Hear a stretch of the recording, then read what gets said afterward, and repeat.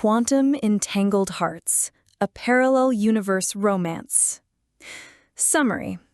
For every fan of Gideon the Ninth and This Is How You Lose the Time War comes a story that shatters the barrier between science and magic. Brilliant, reclusive physicist Dr. Aris Thorne believes grief is a solvable equation. For years, she hasn't just been trying to prove the existence of parallel universes. She's been secretly using her unauthorized, reality-bending experiment to find the one thing she ever lost, the quantum echo of her deceased twin sister. But the consciousness she finds isn't a ghost. It belongs to Lyra, a battle-hardened warrior princess from a realm of high magic who happens to be her sister's perfect dimensional double. The experiment is a catastrophic success, shackling the two women across universes. Now every thought, every injury, every surge of adrenaline is shared between the scientist and the swordswoman, forging a bond that is both intimate and agonizing. This connection isn't a miracle. It's a tear in reality, and a ruthless, dimension-hopping agency known as the Pax will stop at nothing to control it. They don't want to sever the link, they want to weaponize it, turning the two women into a psychic bridgehead to pacify the entire multiverse under their sterile rule.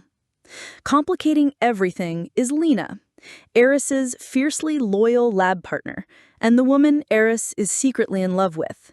Pulled into the cross-dimensional chaos, Aris is now trapped in an impossible emotional entanglement, her burgeoning love for Lena on one world, and her universe-shattering bond with the parallel version of her dead sister on another.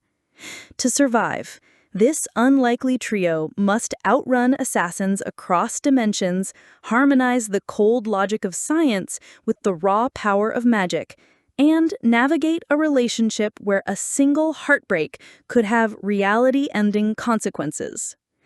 Quantum Entangled Hearts is a breathtaking, genre-bending thrill ride where the fate of all existence hinges on the most complex and powerful variable in the universe, the human heart. Chapter 1. The lab hummed. It wasn't the sterile, indifferent buzz of university-sanctioned equipment, but the sound of my own creation. A deep, resonant thrum that vibrated up from the soles of my worn sneakers and settled in my teeth. It was the sound of imminent discovery, or possibly career-ending disaster. The line between the two had always been uncomfortably thin. All power conduits are stable. Lena's voice cut through the thrum, sharp with a nervous energy that I refused to acknowledge. Capacitors are charged to 98%. Aris, are you sure about this? I didn't look up from the monitor. My world had narrowed to the streams of cascading green code, a digital waterfall promising a new ocean on the other side. The dean's final rejection came through this afternoon, Lena. Being sure is a luxury we can no longer afford. The air, thick with the scent of ozone and stale coffee, crackled with unspoken tension. I could feel her gaze on the back of my neck, could picture the worried pinch between her brows. Lena, with her boundless loyalty and fierce pragmatism, had followed me down this rabbit hole of fringe theory and grant proposal purgatory for 3 years. She believed in the math. It was my unchecked ambition that gave her pause. My fingers danced across the keyboard. On screen, I modeled the final energy cascade, a perfect, beautiful wave function collapsing into a single, definitive point. A connection.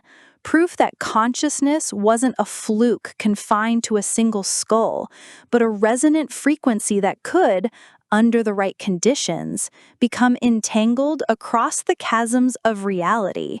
Proof that no one was ever truly alone. A ridiculous, sentimental notion for a theoretical physicist, I knew. But it was the secret, unpublishable heart of my entire theory, the ghost in my machine. Maya. The name was a phantom limb, a silent ache behind my ribs.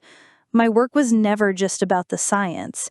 It was about reaching into the static of the universe and finding an echo of her. Capacitors at 100%, Lena announced, her voice tight. It's now or never. I took a breath, the hum of the machine seeming to sync with my own heartbeat.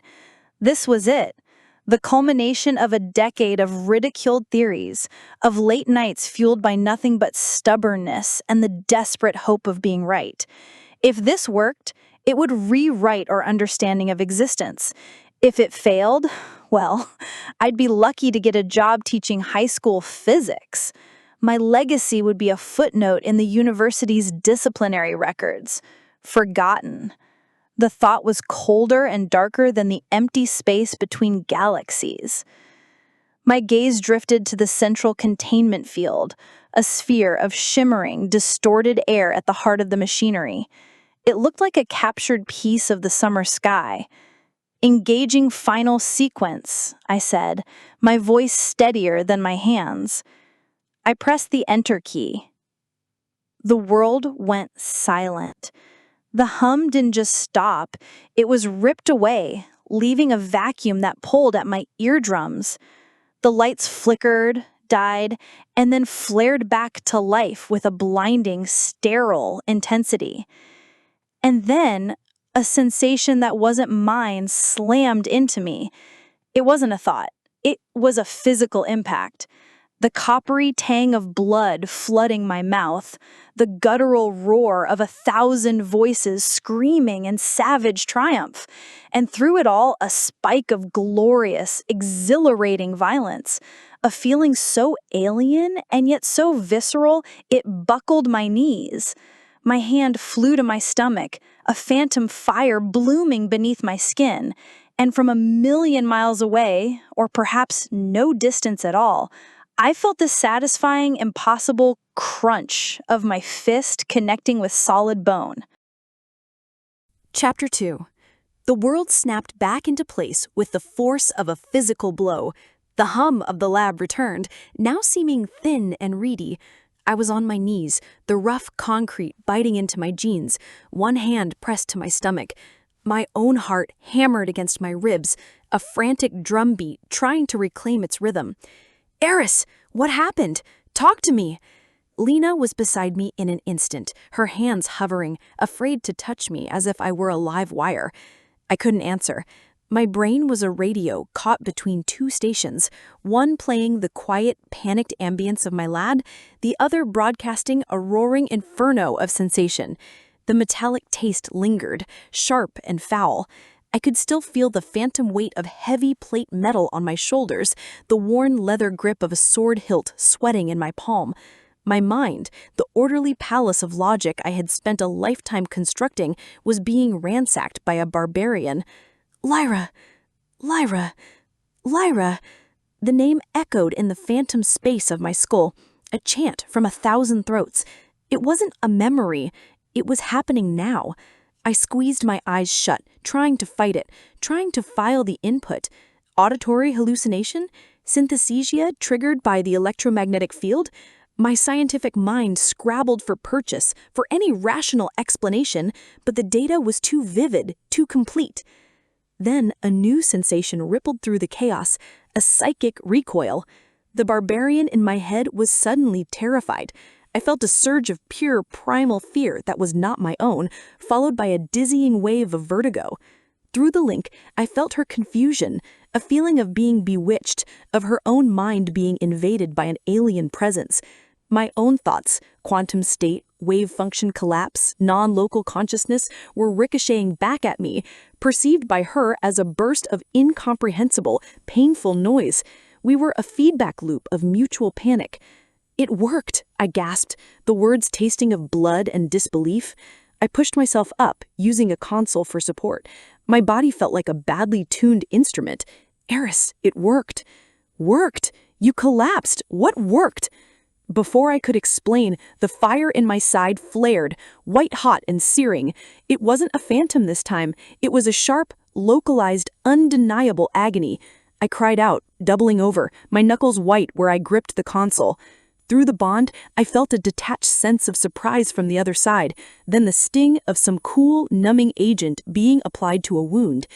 And as I felt the magical relief from her world, the pain in my own side began to subside, leaving a tender, throbbing ache. "Aris, you're bleeding," she said, her voice dropping to a horrified whisper. I shook my head. "No, I'm not. I just felt it." "No," she insisted, her face pale. She took a hesitant step forward and tugged at the hem of my gray t-shirt. "Aris, look." I followed her gaze downwards. There, just above the waistband of my jeans, where the phantom fire had burned hottest, was a thin, angry red line marring my skin. It was about 4 inches long, perfectly straight, and beaded with tiny droplets of blood. A cut, a clean, precise slice, as if from a blade. And I hadn't touched a thing. Chapter 3. My mind was a crime scene, an orderly, sterile laboratory of thought that had been smashed into by a battering ram of raw, unfiltered sensation. I stumbled back to the main console, my hands still pressed to my side where the impossible wound had been. Lena hovered, a first aid kit dangling forgotten from her hand, her face a mask of horrified confusion. "Explain it, Aris," she pleaded, her voice quiet. "Give me a theory, any theory, because I just watched you bleed from a wound that wasn't there." "It was there," I whispered, my eyes glued to the diagnostic screen. The data streams were gibberish, a chaotic symphony of energy signatures my systems couldn't classify. It was just somewhere else. I tried to focus, to be the scientist, isolate variables, analyze data, form hypotheses. But my head was a crowded room. One moment I was smelling the ozone of my lab, the next the rich, loamy scent of horse and oiled leather. The ergonomic comfort of my chair was abruptly replaced by the unyielding hardness of chiseled stone. And beneath it all was the silent, furious screaming. It wasn't sound, it was intention, a psychic force hammering against the walls of my consciousness. Witch, demon, get out of my head! I felt a surge of her willpower, a palpable effort to physically shove me out of her mind. The effort manifested in my world as a splitting headache and a wave of nausea that sent the room spinning. I gripped the edge of the console, knuckles white. "She's fighting me," I muttered. "She? Who is she?" Lena demanded. My data point. It was the only term I could grasp. She's real, and she thinks I'm some kind of curse? The absurdity was almost funny. Here I was, a woman of science, being psychically exercised by what felt suspiciously like a medieval warrior. A sudden, jarring sensation, the feeling of a heavy, fur-lined cloak being draped over my shoulders. It was so real that I instinctively hunched against the phantom weight. The jarring juxtaposition, a theoretical physicist feeling the weight of a fantasy barbarian's cloak, was enough to make me laugh, a short, hysterical bark of a sound. Just as quickly, the pain in my side returned, a sharp, cleansing fire this time. I gasped, bracing myself. This felt different. It was the sting of antiseptic, the probing of a wound being cleaned. Through the bond, I felt her flinch, her jaw set in a grimace of stoic endurance. And then came the magic. It started as a coolness spreading from the point of the cut, not the blunt cold of an ice pack, but a living, breathing coolness like mint and river water. It seeped into my skin, and with it came a tingling, effervescent sensation, as if 1,000 tiny sparks were dancing along the line of the wound, knitting me together on a cellular level. It was the most impossible, most beautiful feeling I had ever experienced. My scientific mind reeled, grasping for analogies, bioluminescence, nanotechnology, targeted cell regeneration, but every explanation felt hollow and inadequate. This wasn't science. This felt like a prayer being answered. The sensation lasted for perhaps 30 seconds. When it faded, the pain was gone, completely. I hesitantly lifted the hem of my shirt again. Lena leaned in, her eyes wide. The red line was gone. The skin was smooth, pale, and unbroken. "Where did it go?" Lena breathed, reaching out a trembling finger but stopping just short of touching me. I let the shirt fall. My headache was gone. The psychic screaming had subsided, replaced by a sullen, suspicious silence. My lab felt quiet again, but it was a new kind of quiet, one now defined by the deafening reality of what had just happened. My experiment hadn't just observed another consciousness, it had shackled me to it, and my new unwilling lab partner lived in a world where magic could heal. Chapter 4. Silence descended once the tingling faded. It was a heavy, loaded silence, thick with the impossible. My skin, where the wound had been, was clean, unblemished. I stared at it, then at Lena, whose face mirrored the frantic disbelief churning in my gut. We had crossed a line. Not just the ethical line of an unauthorized experiment, but a fundamental line of reality itself. That's not possible, Lena finally breathed, her voice a fragile thread in the humming quiet. Magic it's not a quantifiable force. It's folklore. It's what I just felt, I interrupted, my own voice hollow.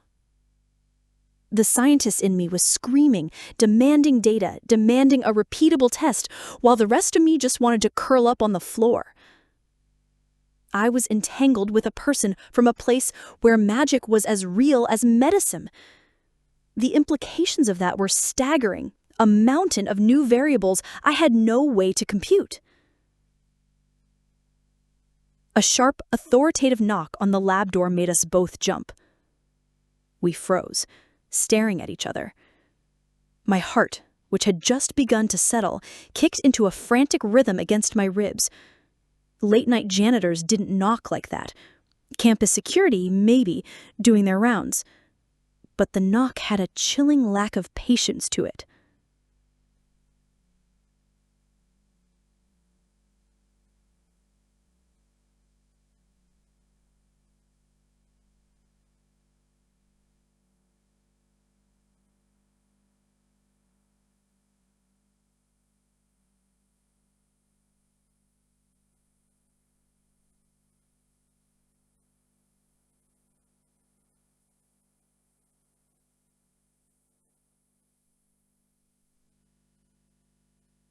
Chapter 5.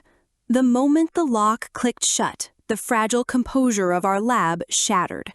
My mind, however, was eerily calm. The fake security guard's words echoed in my thoughts, each one a perfectly placed stone, building a wall of terrifying certainty. He wasn't here to investigate a power surge. He was here to investigate me. Wipe everything. Lena's voice was a strained whisper, cutting through my daze. She was already at the main server, her fingers flying across the keyboard, initiating the cascade of kill codes we'd designed for a worst-case scenario we never truly believed would happen. Aris, move. Data drives, the encrypted ones. Now. Her urgency finally broke through my shock. I felt sluggish, my limbs heavy with the dawning horror of it all. It wasn't just my career at stake anymore. My theory was no longer a theory. It was real, and someone else knew it. Someone with cold eyes and a vocabulary that didn't belong in a university hallway. I fumbled with the fireproof lockbox beneath my desk, my hands shaking. Inside were 3 palm-sized solid-state drives, each containing a labyrinth of encryption, protecting every scrap of my research, my life's work. As my fingers closed around them, I felt a fresh spike of alarm from the other side of my consciousness. It wasn't my own fear. It was sharper, honed by years of real peril, a reflex, danger, ambush, trap. "He's not alone," I said, shoving the drives into the pockets of my jacket. "She can feel it." She? Lena didn't look up from her work.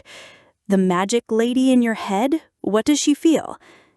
"She feels a perimeter, like a net closing." The words felt foreign in my own mouth, battlefield terminology bubbling up from a consciousness that wasn't mine. On screen, Lena activated the final wipe. A progress bar appeared. Magnetic degaussing protocol initiated. In 5 minutes, every byte of data on our servers would be irretrievable garbage. We had 5 minutes. "Let's go. Back door." Lena grabbed a pre-packed bug-out bag from a locker. It was supposed to be for a camping trip we'd been planning for months. As we slipped out into the humid night air, abandoning the lab and my life's work to be sterilized, I closed my eyes and focused inward. I pushed past my own panic and reached for the other presence, not with words, but with intent. Danger. We are hunted. Who are you? The response was not a voice, but a flood of imagery, a rapid-fire series of impressions. A throne room of polished obsidian, a banner emblazoned with a snarling silver wolf, a field of blue grass under a crimson sky, and then a clear, resonant feeling. Lyra, a name offered as a statement of fact. A new image, violent and immediate. In a torch-lit stone corridor, Lyra whipped around, a ceremonial dagger appearing in her hand as if from nowhere. A figure lunged from the shadows, cloaked and silent, not with a blade, but with a strange multi-pronged device that glowed with a sickly green light. As he lunged, the air around Lyra grew heavy, the ambient magic of her world seeming to curdle and die. The device was an anchor, a null field. I felt her shock, her sudden vulnerability as the magic she took for granted was stripped away. But she didn't hesitate. She was a warrior. She ducked under the device and drove her dagger into the assassin's side with brutal efficiency. As he slumped to the floor, she ripped the cloak from his face. He was no one she recognized. His eyes were wide with shock, not at his wound, but at her. The tread, the bond holds, he rasped, his voice a death rattle. The pax will not fail to sever it. The word hit me with the force of a physical blow. Pax, peace, a chillingly benign name for an organization that employed assassins with anti-magic technology. I stumbled on the cracked pavement, my mind reeling from the shared memory.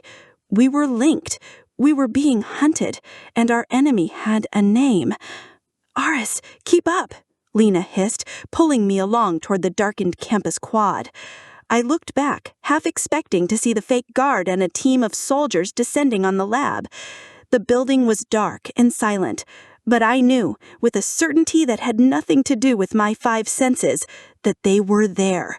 The net was closing, and we were already inside it. Chapter 6. The reek of rust and stagnant water filled the air. We were cornered. The derelict City Hall subway station, abandoned for half a century, was a tomb of peeling paint and shattered tiles. Our desperate flight across campus had led us here, to the end of the line. The rhythmic, heavy tramp of combat boots echoed from the tunnel entrance, punctuated by the sharp, metallic clicks of weapons being armed. They had herded us here, like animals. "They're not university security, Aris," Lena panted, her voice tight with terror as she helped me shove a rusted newspaper kiosk against the platform entrance. It was a laughably futile barricade. "What is this? Who are they?" "They're the Pax," I said, the name tasting like ash. "They're after the bond. They want to sever it."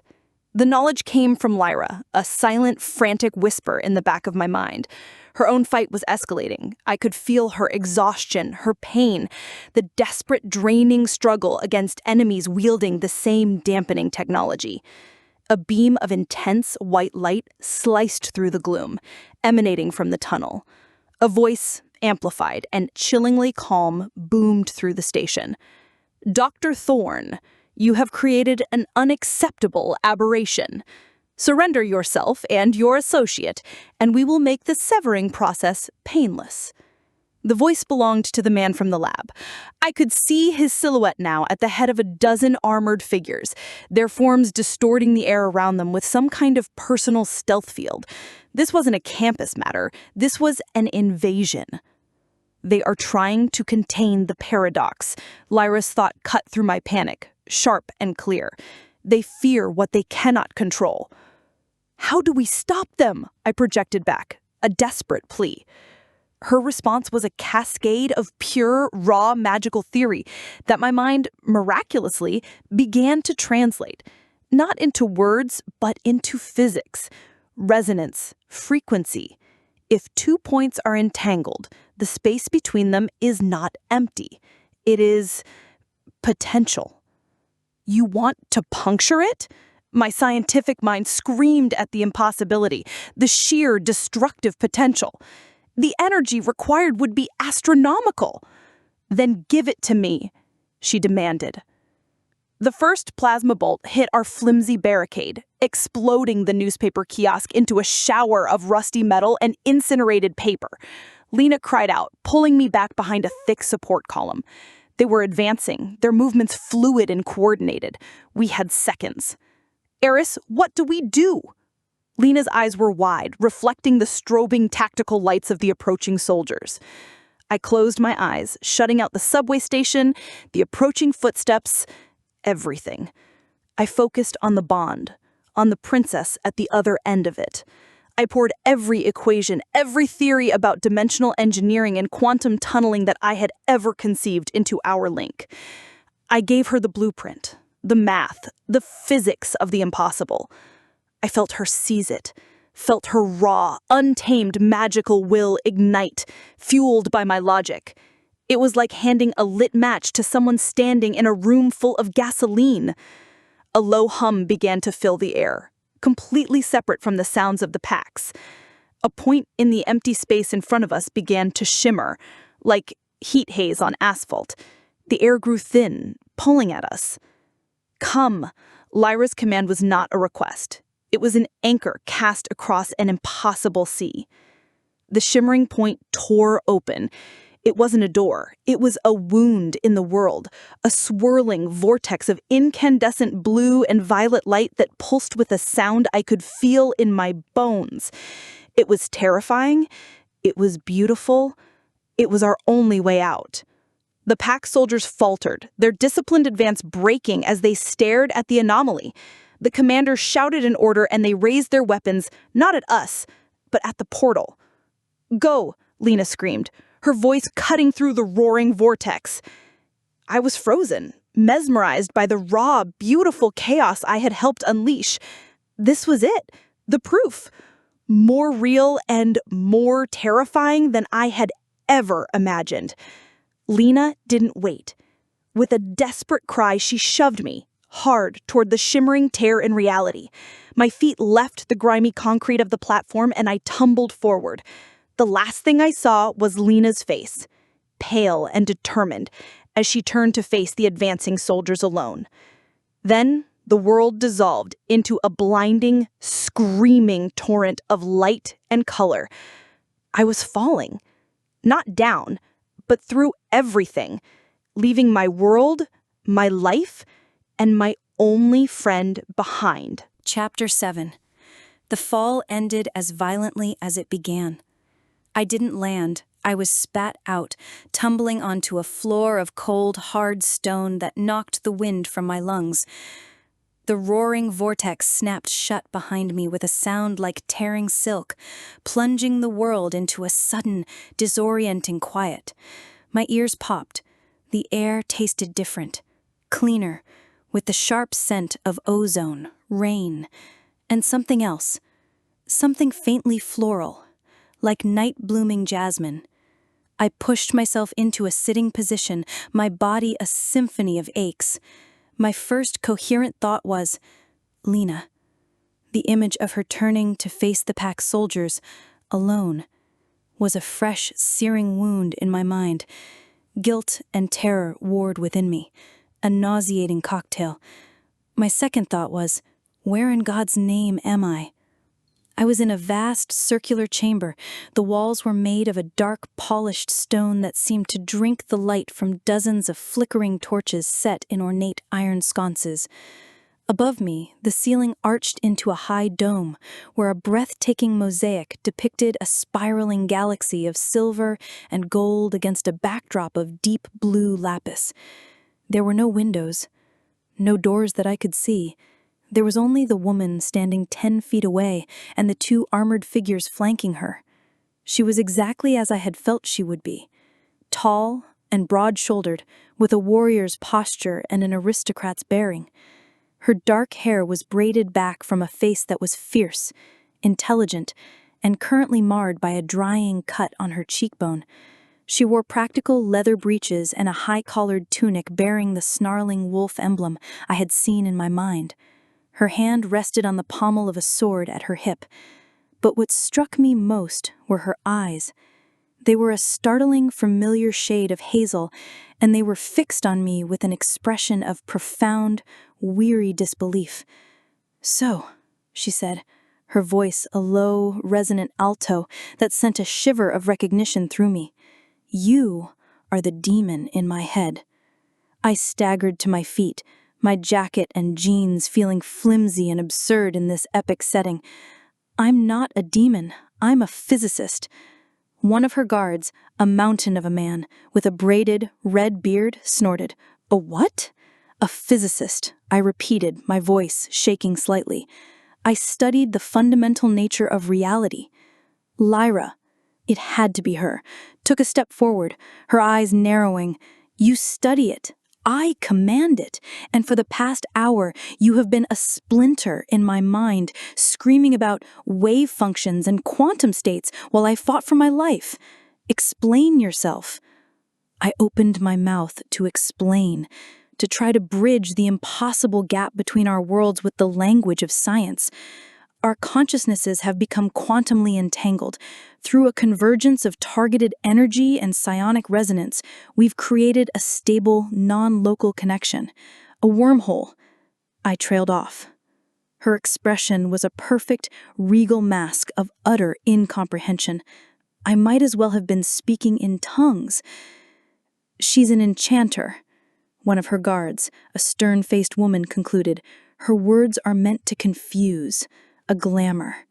"I'm not an enchanter," I said, my frustration boiling over.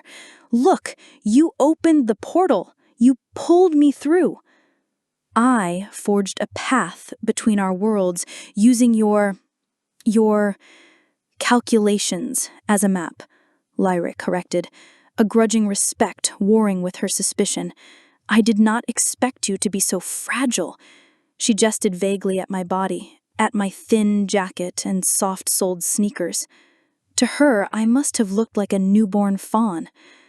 A sudden, sharp headache pulsed behind my eyes. It wasn't mine. It was a spike of pure adrenaline from a world away. For a dizzying second, I saw through another set of eyes. A dark alley, the flash of a stolen security keycard, the sound of receding sirens. "Lena." I gasped, clutching my head. "She got away." Lyra flinched, her own hand rising to her temple. Who? Who got away?" "My friend, Lena. The Pax, they didn't get her. She's gone underground." The relief was so potent it made me dizzy. Lena was alive. She was a survivor. And if she was free, she was a variable the Pax hadn't accounted for. She was our woman in the chair, a ghost in their machine, a link back to my world.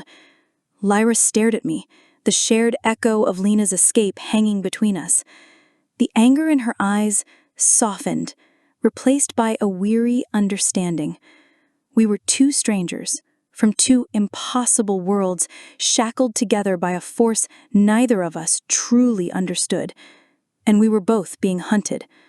Very well, physicist, the title still sounding like an insult. It seems we are allies, whether we like it or not. For now you will come with me, and you will try, in very small words, to explain how your physics is going to help us stay alive. Chapter 8. The prisoner was one of Lyra's own, a castle guard, his face ashen with terror and betrayal, kneeling in the center of the same torchlit chamber where I had arrived. Lyra circled him like a wolf, her voice a low, dangerous growl. I stood near the wall, feeling utterly out of place, a ghost at a tribunal. The red-bearded guard, whose name I learned was Kael, stood watch, his hand never straying far from the massive axe on his back. "You led the assassins into the royal wing, Einar," Lyra said, her voice deceptively soft. "You deactivated the warding stones, for them, For the men with the dead eyes and the soulless weapons. Why? Einar trembled, refusing to meet her gaze. They promised me peace, a world without chaos, without messy emotions, a world of order. Order? Lyra scoffed. They came to murder their princess. You call that order? A necessary correction, he whispered, the words sounding rehearsed, fanatical. They said you were an anomaly, a tear in the fabric, that your bond with the Outlander was a disease. He finally looked up, his eyes wild. They said it must be controlled. A chill went through me. Controlled, not severed. While Lyra continued her interrogation, peeling back the layers of the guard's indoctrination, I turned my attention to the device Kyle had recovered from the dead assassin in the corridor. It lay on a stone table, a stark piece of matte black technology amidst the ancient stonework. To them, it was cursed magic. To me, it was a datapad. It took me 20 minutes of careful, painstaking work, but the operating system was surprisingly intuitive, built on a ruthless logic. The security was formidable, but it wasn't designed to keep out a user who could feel the faint, residual psychic imprint of its last owner. Guided by a phantom echo of the assassin's muscle memory, I bypassed the lock. The screen lit up with the pack's insignia, a stylized, sterile-looking bird of prey. The files were heavily encrypted, but one folder was labeled with a chilling simplicity. Project Chimera. My blood ran cold. I worked feverishly, my physicist's mind, a liability just an hour ago, now my greatest weapon. I recognized fragments of my own theoretical work, twisted, perverted. They weren't just tracking the bond, they had been studying it, modeling it. They understood it almost as well as I did. And then I found the mission directive. My breath caught in my throat. Objective: capture both subjects, the source, Lyra, and the catalyst, Thorne, alive. The bond must be preserved. Phase 1 severance trials have proven unpredictable, resulting in total cognitive collapse of test subjects. New directive: control. Do not sever. The Chimera link, once stabilized and harnessed, will provide the ultimate strategic asset. A psychic gatehead, a gateway to insert Pax ideology and control into any dimension with a compatible human consciousness. A means to pacify the chaotic variables of the multiverse and enforce a universal Pax. I looked up from the screen, my hands shaking, my stomach churned. This was so much worse than a simple assassination plot. Lyra, I said, my voice hoarse. She turned from the broken man on the floor, her face a mask of cold fury. They don't want to kill us, I said, turning the datapad so she could see the glowing screen, the damning text. They want to turn us into a weapon. They want to use our connection, our minds, as a key to unlock every other world. They want to invade everywhere. The stakes, which had felt so personal just moments before, my life, my career, Lena's safety, Lyra's throne, had just expanded to an unimaginable scale. This wasn't about us anymore. My desperate, grief-fueled experiment hadn't just endangered two worlds, it had given a tyrannical, monolithic power the potential tool for universal conquest. In the heavy silence of the chamber, Lyra and I looked at each other. The suspicion and misunderstanding between us evaporated, burned away by a new, terrifying, and absolute clarity. We were no longer just a princess and a physicist. We were the gatekeepers, and the entire multiverse was knocking at our door. Chapter 9. The Sunken Observatory of Eridor, Lyra said, tracing a finger across a faded, salt-stained map spread across a massive oak table in her war room. Built by the first astronomers, it was a place of seeing. They believed the stars were not just balls of fire, but living consciousnesses. The observatory was their attempt to listen to them. I leaned over the map, my mind racing. A listening device for consciousness. Lyra, that's not just folklore, that's a psychic amplifier. It is, she confirmed, her gaze serious, and at its heart is the resonance stone, a gem that harmonizes disparate thoughts. If we can retrieve it, it may allow us to stabilize our connection, to control it before they do. Perhaps even to communicate clearly without this chaotic bleed-through of emotion. The chaotic bleed-through she was referring to was the low-grade headache and simmering anxiety I'd been feeling for the past hour, an echo of her own stress. There was just one problem. It sank into the great lock centuries ago. Kale, her red-bearded guard, grumbled from the corner. The place is flooded and teeming with mire graspers. I didn't need to ask what a mire grasper was. The name was descriptive enough. An hour later, I was standing on a rickety wooden platform at the edge of a vast, misty loch, the water a murky, uninviting gray. Lyra stood beside me, stripped down to a practical leather tunic and breeches, a heavy-bladed short sword strapped to her back. She held up a small, smooth, blue-glowing stone. "This will allow us to breathe underwater," she explained, handing one to me. "Keep it with you at all times. The magic is finite." "Right. Finite magic," I muttered, clutching the stone. It was cool to the touch.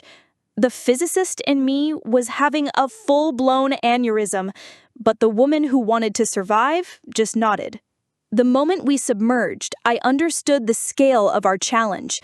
The observatory wasn't just flooded, it was a three-dimensional submerged maze. A grand, multi-tiered rotunda lay in ruins below us, its dome shattered, allowing faint beams of moonlight to pierce the gloom.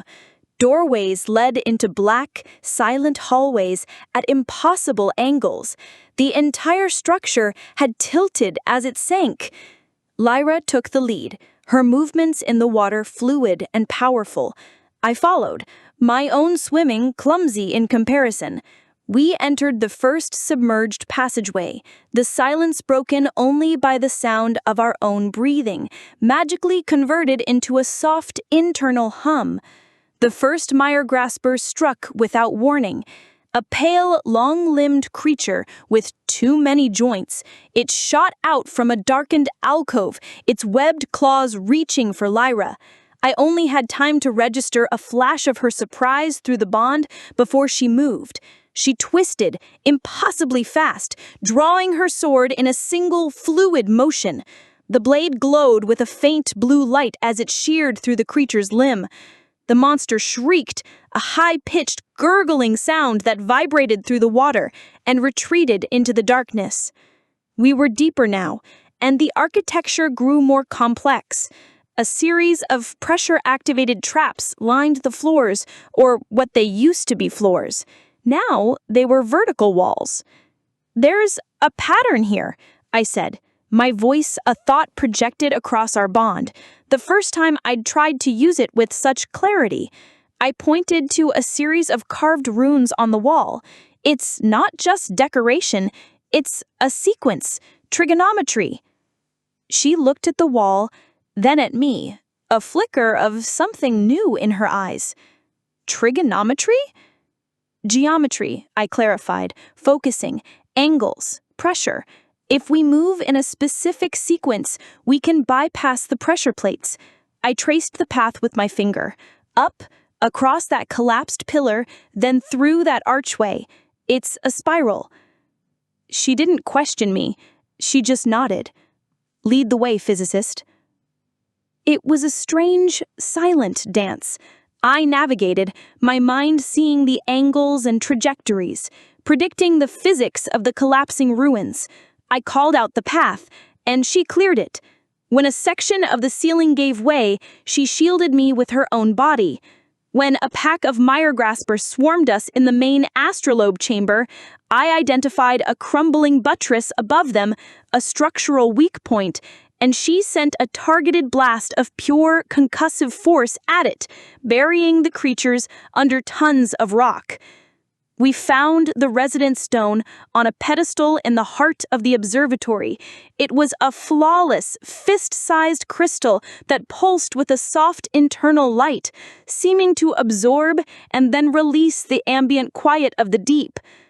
As Lyra reached for it, a final, massive creature, a matriarch, its tentacles thick as my body, erupted from the silt below. It coiled around her, her grip tightening.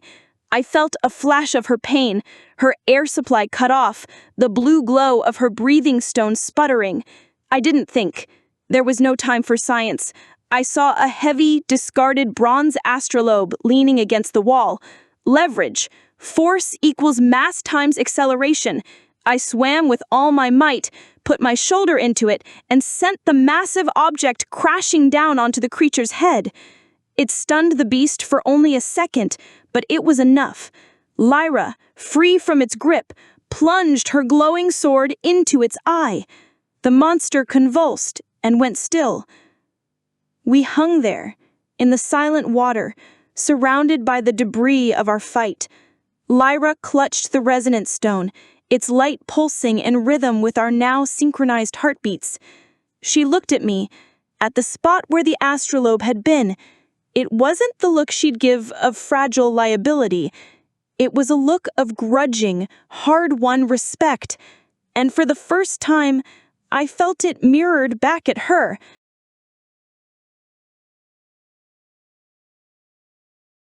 Chapter 10. The fire crackled, a small bubble of warmth and light in the vast, quiet wilderness. We'd made camp in a sheltered cove miles from the Great Loch.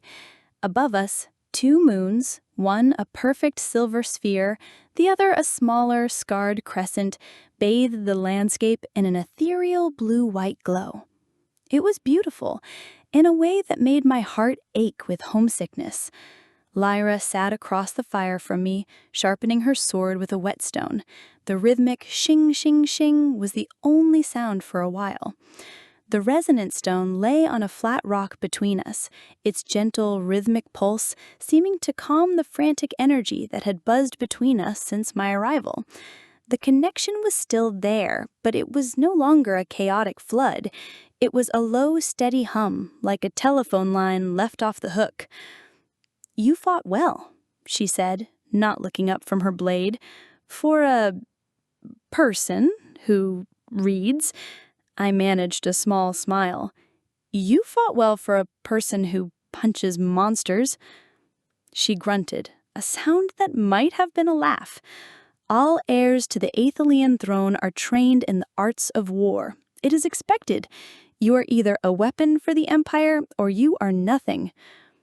I felt a faint echo of that sentiment through the bond, a cold, heavy weight of expectation that had rested on her shoulders since birth. It was surprisingly familiar. "It's the same in my world," I said softly.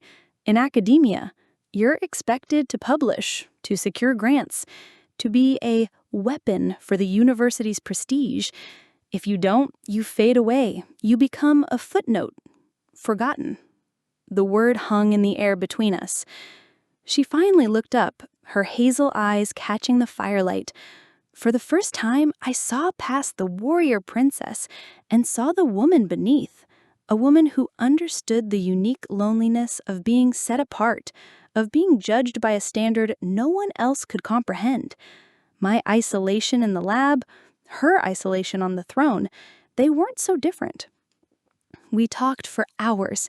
I told her about Earth, about skyscrapers that touched the clouds, and vehicles that moved without magic. I tried to explain the concept of the internet, describing it as a global library where anyone could shout their opinions into the void.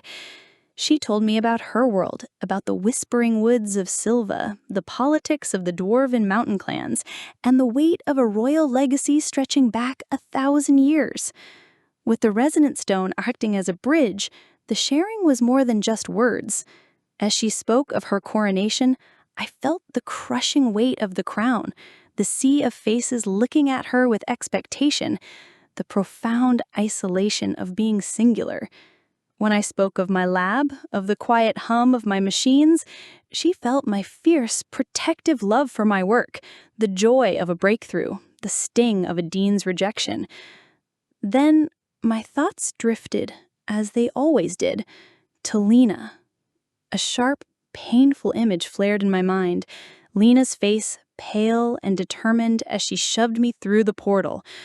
The memory was a fresh stab of guilt, but it was immediately followed by a wave of something else, a deep, aching affection, a longing so potent it was a physical pang in my chest. A strange thing happened. Lyra flinched, her hand going to her own chest, her brow furrowed in confusion. "What is that?" she asked, her voice quiet. That feeling, the sharp-edged one." "It's for my friend," I said, the words catching in my throat. "Lena, the one who stayed behind." Love, I thought, the word too raw, too vulnerable to say out loud. But Lyra felt it. Through the bond, she experienced the full force of my feelings for Lena, the loyalty, the shared history, the desperate hope for her safety, and the burgeoning, terrifying love I had never had the courage to name. She felt it all as a powerful, confusing echo inside her own heart. Her expression shifted, a storm of emotions crossing her face as she tried to process a feeling that was both intimately mine and temporarily hers. She looked from me to the fire, then back to me, her own loneliness now tinged with the phantom ache of my longing. The quiet space between us was no longer just a bridge between two minds. It was now crowded with the ghost of a third, and the simple alliance we had forged in the sunken observatory had just become infinitely more complicated. Chapter 11. For 2 days, we took refuge in a network of abandoned highland caves. While Lyra and Kael patrolled the surrounding hills for signs of the packs, I worked. The cave was my new lab, the resonance stone my new processor. I jury-rigged my datapad, linking its meager power supply to the magical artifact.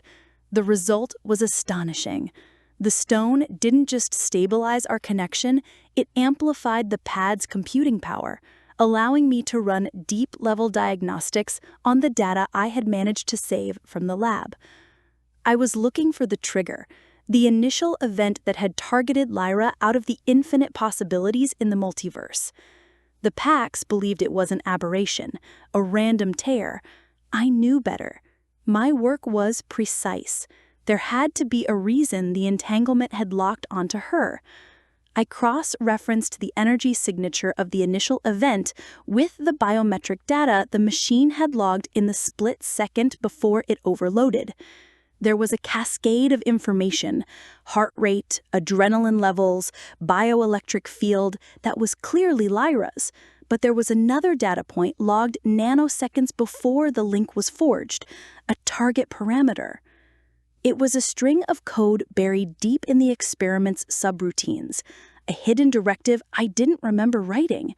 It looked like a search query, a command to seek out and entangle with a consciousness that matched a very specific quantum signature.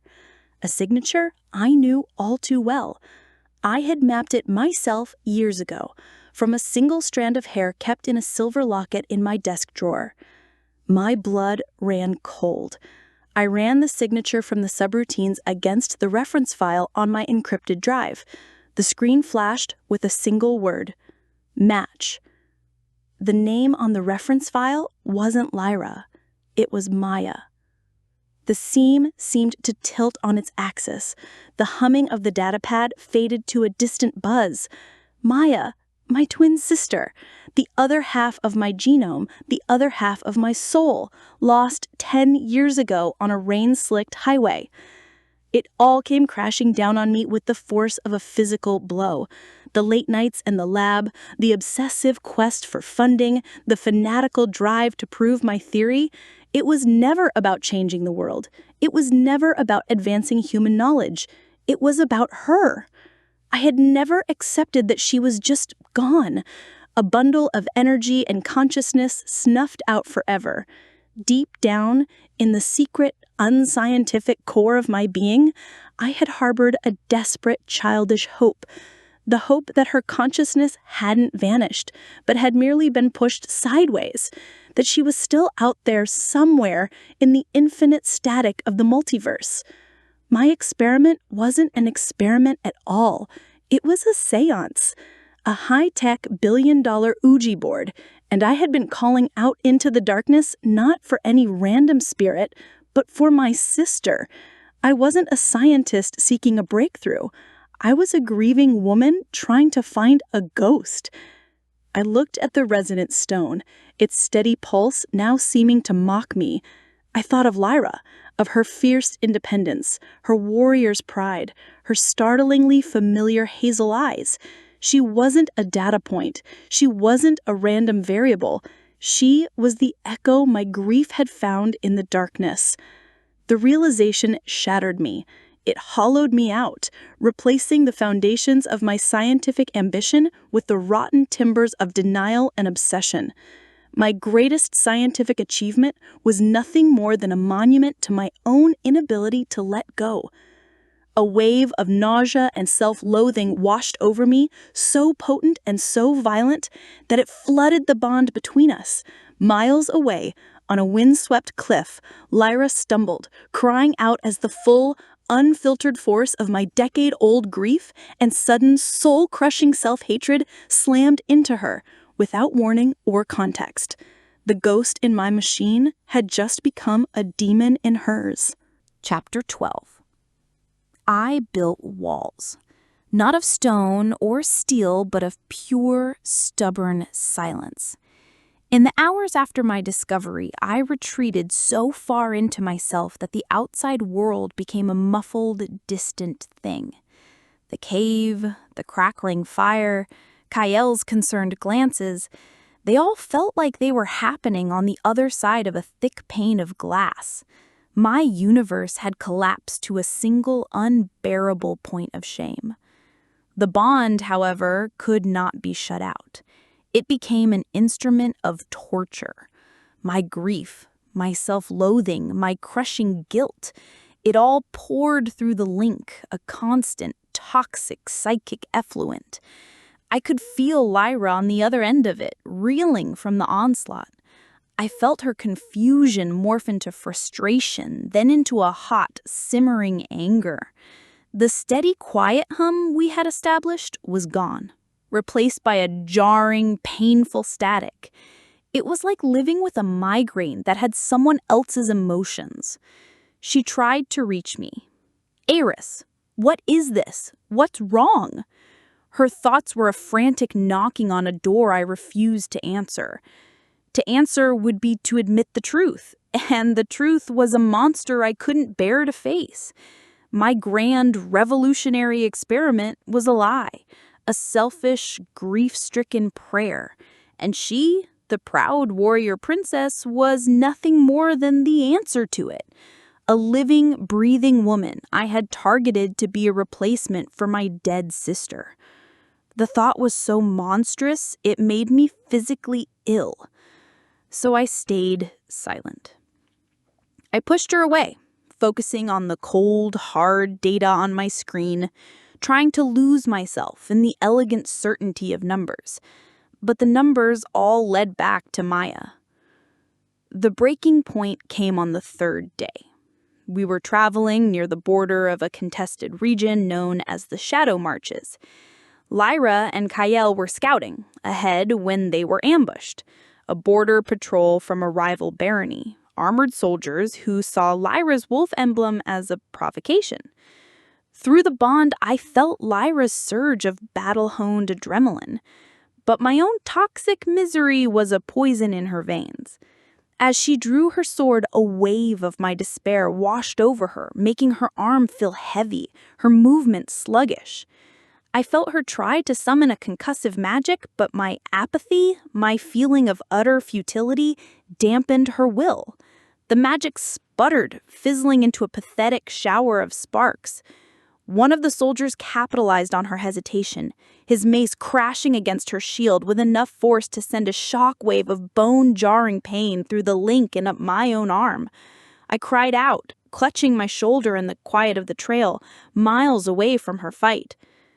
"What are you doing to me?" Her thought was a desperate, angry scream across the bond. Fight it. But I couldn't. I was paralyzed, trapped in the wreckage of my own lies. I was the ghost in her machine, the saboteur in her soul. My weakness was her weakness. My pain was her reality. She survived. Kael's roaring charge and the sheer ferocity of his axe created the opening she needed to rally. She fought with a cold, desperate fury, pushing through the psychic sludge of my emotions. But when she returned to our camp that evening, her face was grim. There was a fresh cut on her brow and a new, deep bruise darkening her arm. A bruise I could feel throbbing on my own skin. She strode right up to me, her eyes blazing with a mixture of hurt and fury. The connection between us crackled with her anger. "I do not know what demon has seized you, physicist, but in that fight, your sadness, it almost got me killed. I felt you give up. I felt you let go." She looked at me, waiting for an explanation. I could only stare back, my throat tight with unspoken confessions. "You trusted me," she said, and the words were colder than any blade. "After the observatory, I thought we were partners, allies. But you have retreated behind some wall I cannot see and cannot breach. This silence, it is a betrayal." She turned and walked away, leaving me alone with the fire and the weight of her words. She was right. It was a betrayal, but it was so much worse than she knew. I hadn't just betrayed her trust. I had betrayed her very existence, reducing her to a stand-in for a ghost. And my cowardice was now a weapon pointed directly at her heart. Chapter 13. The attack came when I was at my weakest, wandering the woods alone while Lyra and Kael gave me a wide, angry berth. It didn't begin with a sound or a flash of light, but with the smell of rain on hot asphalt. Suddenly, I wasn't in a forest under 2 moons. I was standing on the shoulder of a highway at dusk. The air was thick with the smell of gasoline and burnt rubber. Red and blue lights strobed silently in the gloom, painting the drenched trees in horrific splashes of color. In front of me was the wreck, a tangle of crushed metal that was once my sensible sedan. My heart seized. This wasn't a memory. It was a perfect multi-sensory reconstruction. I could feel the grit of the gravel under my sneakers, the cold drizzle seeping into my jacket. "It's your fault, Aris." The voice was Maya's. It came from everywhere and nowhere. I spun around, my heart hammering, but there was no one there. Just the wreck, the rain, and the flashing lights. "You were the one who wanted to go for a drive," the voice whispered, laced with a phantom, accusatory hiss. "You were the one who looked away, just for a second." This was the Pax. I knew it instantly. They weren't just watching, they were inside my head, picking through the broken pieces of my psyche and reassembling them into a weapon. They were using my deepest, most guarded trauma against me. The psychic schism they'd wanted to create before was now their prime objective. The hallucination deepened. A paramedic pushed past me, his face grim. "We have 1 DOA, he said into his radio. The words hit me like a physical blow. A form lay on a gurney under a stark white sheet, and I knew, with a sick certainty, who was beneath it. "It's not real," I tried to tell myself, but the grief was so overwhelming, so viscerally real, that it drowned out all logic. Through the bond, I felt Lyra cry out, a sharp gasp of pain as my agony became her own. This was their goal, to drown her in my trauma, to make the bond so painful she would sever it herself or go mad trying. "Let go of her, Aris," Maya's voice cooed, filled with a venomous sweetness. "You replaced me. You found another twin. Let her go, or I'll never forgive you." The hallucination shifted. Now it was Lyra on the gurney, her fierce face pale and still, her warrior's body broken. The Pax was showing me my greatest fear, that my weakness would be her death. I fell to my knees in the phantom gravel, sobbing, the walls of my mind crumbling. I was losing. They were winning. And then a new voice. Not in my head, but from my pocket. A tinny digitized sound. It was my datapad, which I'd configured to scan for any rogue frequencies. It crackled to life. "Aris!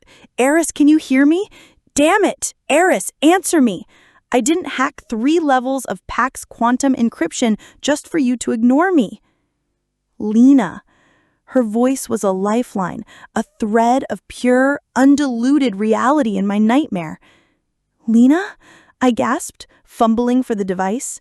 "Hang on, I'm piggybacking on their own psionic frequency. Aris, whatever you're seeing, it's not real. It's them. They're using a telepath, weaponizing your own memories. Don't let them." "I can't," I sobbed, the image of the gurney burning behind my eyelids. "I killed her, Lena, and now I'm going to kill Lyra too." "No, you're not." Lena's voice was fierce, a blade cutting through the fog. "Listen to me. You didn't kill Maya. It was an accident, a horrible, tragic accident. And Lyra is not Maya. Do you hear me? Lyra is not a ghost for you to mourn. She's a living, breathing woman, and right now, she's fighting for her life against your pain. You have to fight back. Not for you, for her." Her words were an anchor in the storm. For her. I looked up from the phantom pavement. The flashing lights, the wreck, the gurney, they were still there, but they had lost their power over me. They were just data points, a memory. I focused on the bond, on the agony I was inflicting on Lyra. I pictured her face, her fierce hazel eyes, the grudging respect she'd shown me in the observatory. She wasn't a replacement. She was a partner. "I'm sorry," I pushed through the link, the thought imbued with all the shame and regret I felt. "I'm so sorry, Lyra. Hold on." I took a deep breath and stood up, turning my back on the ghost of my sister. The highway, the rain, the wreck, I let them all go. And as the psychic illusion shattered, fading back into the quiet widths of Lyra's world, I was left with 2 burning certainties. The Pax had to be stopped, and I had to tell Lyra the truth. Chapter 14. The seer of Mount Kyelek doesn't receive visitors, Kyle stated flatly, his arms crossed over his massive chest. Especially not princesses wanted for treason and their strange talking box companions. "We're not visiting, we're consulting," I corrected, looking up at the formidable snow-dusted peak that loomed over the valley. And according to Lena's intel, the seer is the only person in this hemisphere who understands psionics on a theoretical level. She calls it mind-weaving. If anyone can teach us how to build a firewall for our heads, it's her. Lyra, who had been listening to my confession for the past hour with a stony, unreadable expression, finally spoke. "Lena, your ghost in the machine. You trust her information?" I met her gaze, my guilt still a raw, open wound. "With my life." Lyra held my gaze for a long moment, the silence stretching between us. I felt her probing the bond, not with anger anymore, but with a cautious, searching curiosity. She felt the bedrock of sincerity in my feelings for Lena, the shame of my confession, the terror of the psychic assault. Finally, she nodded. "Then we climb." The seer was not what I expected. I had pictured a solemn, mystical figure. The woman who opened the door to the small, windswept hut at the mountain's peak was a tiny, wizened old crone with eyes as bright and mischievous as a magpie's. She was wrapped in at least 7 mismatched shawls and smelled faintly of ginger and wood smoke. "Well, well," she cackled, her gaze skipping over Lyra and landing squarely on me. "A princess, a bull, and the paradox. It's been a dull season. Come in, come in. The kettle is on." Inside, the hut was a cluttered mess of star charts, strange crystalline instruments, and tottering piles of books. The seer, whose name was Alara, listened to our story with her head cocked, her bright eyes never leaving our faces. When we finished, she poured 3 cups of steaming, spicy tea. "The Pax, a foolish name for foolish people," she scoffed. "They see the multiverse as a tangled knot and think the only solution is to cut it. But a knot can also be a net. It can be a tapestry. They lack imagination." She turned her sharp gaze at me. "You, child of numbers, you see the bond as a problem to be solved, an equation to be balanced." Then she looked at Lyra. "And you, child of will, you see it as a flaw in your armor, a weakness to be overcome."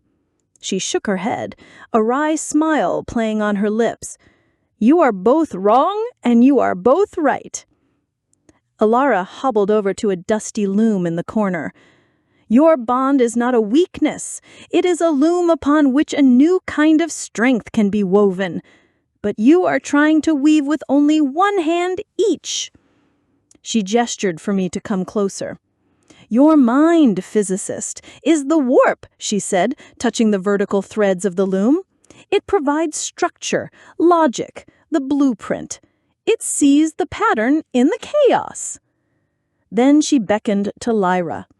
"And your mind, princess, is the weft," she said, holding up the shuttle with its vibrant colored thread. "It is will, passion, the raw power that moves through the structure, giving it color and substance." "They attacked me through my memories, my grief."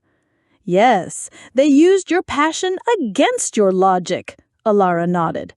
"And you," she said, poking a bony finger into my chest, "your power faltered because her logic was clouded by that grief." She looked between us, her expression suddenly serious. "Stop trying to build walls between you. Stop trying to untangle the thread. You must learn to harmonize, to let your disparate strengths flow together. When the Pax's telepaths next assault you with the chaos of memory," she said to me, "do not fight it.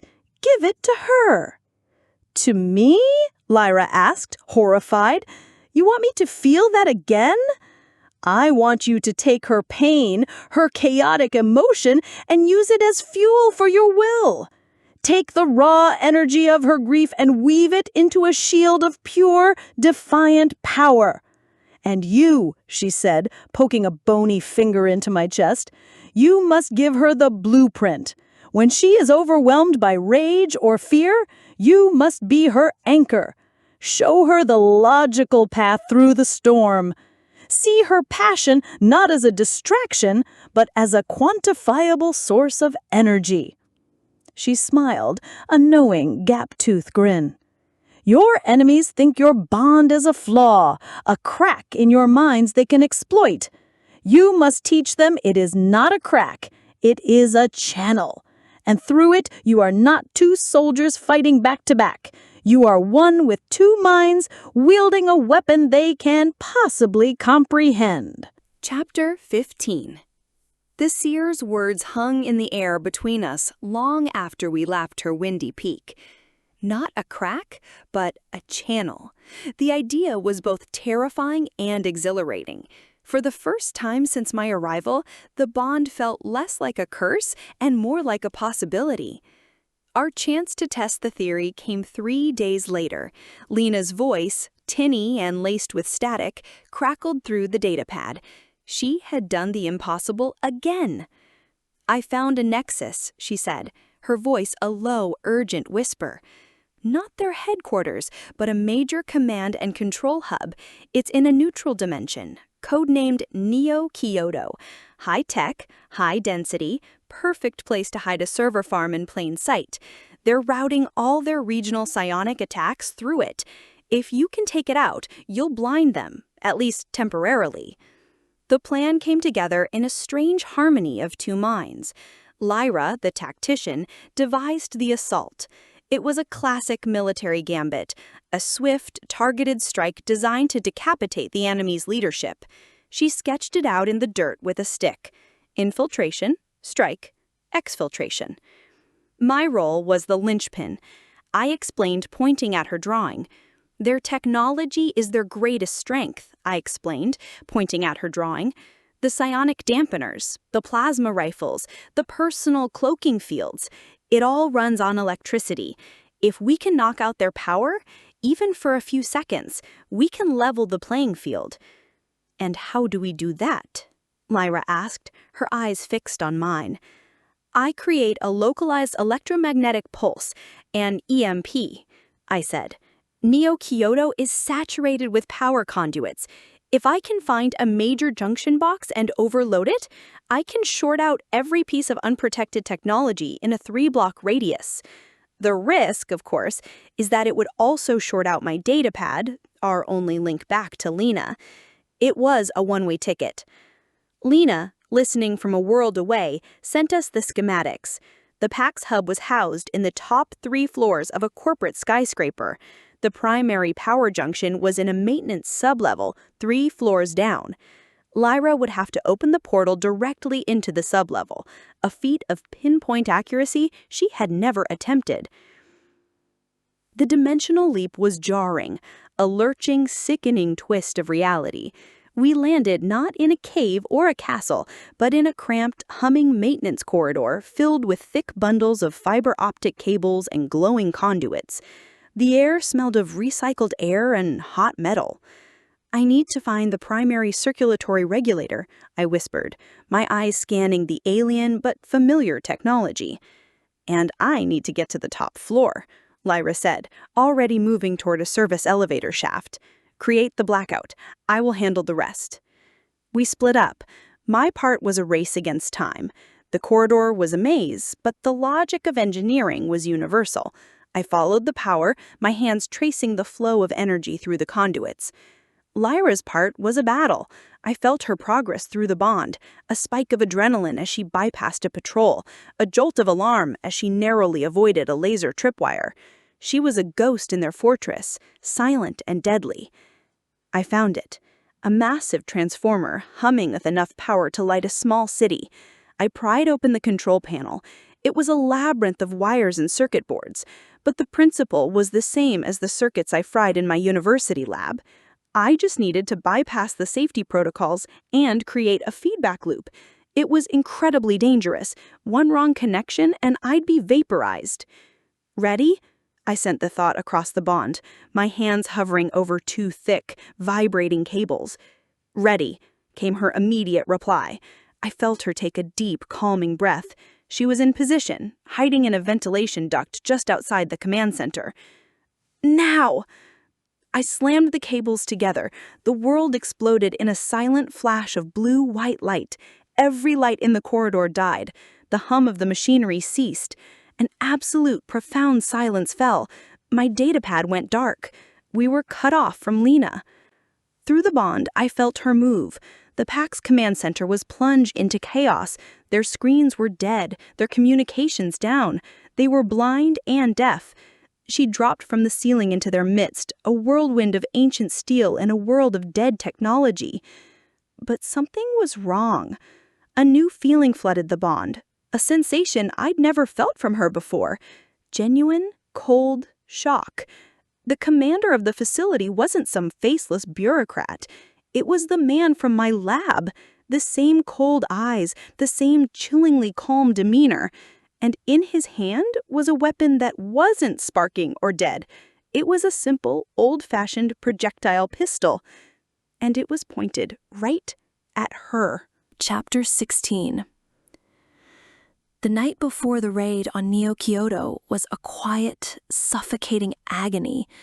The plan was set, the risks were calculated, but the raw, cold calculus of probability offered no comfort. There was a very real chance we would not survive the next day. A very real chance I would never see Lena again. She must have felt the same way. Late that night, as Lyra and Kale slept, my datapad, which I kept clutched like a holy relic, chimed softly. It was a new icon, an encrypted channel she must have spent days building. My hands trembled as I accepted the connection. Her face flickered into existence on the small screen, grainy, backlit, and impossibly beautiful. For the first time in weeks, I wasn't just hearing her voice, I was seeing her. Her dark hair was pulled back, her face was pale with exhaustion, but her eyes, her sharp, intelligent, worried eyes, were fixed on me. For a long moment we just stared, drinking each other in across an impossible distance. The facade of professionalism, of me as the field agent and her as the handler, crumbled into dust. "Hi," she whispered, a tremulous smile playing on her lips. "Hi," I breathed back, a knot tightening in my throat. "You look tired," she said, her smile faltering. "And like you've been camping for a month." I countered my own attempt at a smile, feeling fragile. The light banter died, unable to survive in the thick atmosphere of fear and unspoken words between us. "I'm scared, Lena," I admitted, the confession a physical release, a weight lifted from my chest. "This plan is insane. We're walking into the lion's den with nothing but a theory from a mountain witch and a prayer." "I know," she said, her voice soft and heavy. "Every time I lose your signal, every time you're out of contact, I just sit here in the dark and imagine the worst. It's hell." The raw vulnerability in her voice cracked open something deep inside me. All the things I'd been too busy, too scared, too emotionally stunted to say came pouring out. When I was in that psychic illusion, when they had me, your voice was the only thing that was real, the only thing that pulled me out. I took a shaky breath. "It's always been you, Lena, the only real thing. For years, I was just too blind and too obsessed to see it." Her eyes glistened on the tiny screen. "Aris, I love you," I said, the words finally breaking free. They weren't a revelation, they were a fact I had been denying for years. "I love you. I think I have for a long time. And I'm so sorry I never said it. I'm so sorry it took all of this." A single tear traced a path down her cheek. "I love you too," she whispered, her voice choked with emotion. "I was just waiting for the brilliant Dr. Thorne to solve for X." We laughed, a wet, broken sound shared across dimensions. There was nothing more to say, nothing that could be said. We were staring at the very real possibility of our end, and all that mattered was this connection. "I wish you were here," I murmured, my gaze tracing the lines of her face on the screen. "I wish I could touch you." Her expression softened, a deep, tender sadness in her eyes. "Me too." Her gaze dropped, then met mine again, a silent question passing between us. In that moment, the physical distance felt both infinite and irrelevant. The conversation shifted, the words becoming softer, more intimate. We talked not as soldiers before a battle, but as two people mapping the contours of their affection for the first time. I told her how her unwavering belief in me was the only thing that kept me sane during the long years of ridicule. She told me how she was drawn to the brilliant, chaotic fire of my mind, the way I saw the universe as a beautiful, solvable puzzle. The air grew thick with a desperate, poignant intimacy. My hand rose as if to touch the screen, to bridge the impossible gap. Her own hand rose to her cheek, as if feeling my phantom touch. Her eyes fluttered shut. "Tell me what you would do," she whispered, her voice a low, intimate murmur. And so I told her.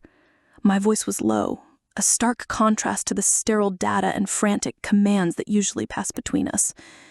I described the slow, deliberate way I would trace the line of her jaw, the way I would brush a stray strand of hair from her forehead.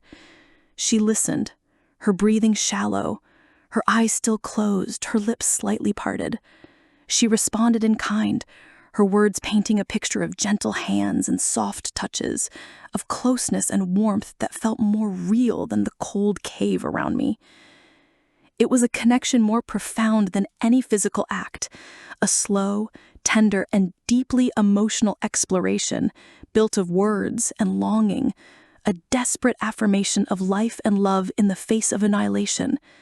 For the first time since Maya's death, I wasn't looking back at the ghosts of the past.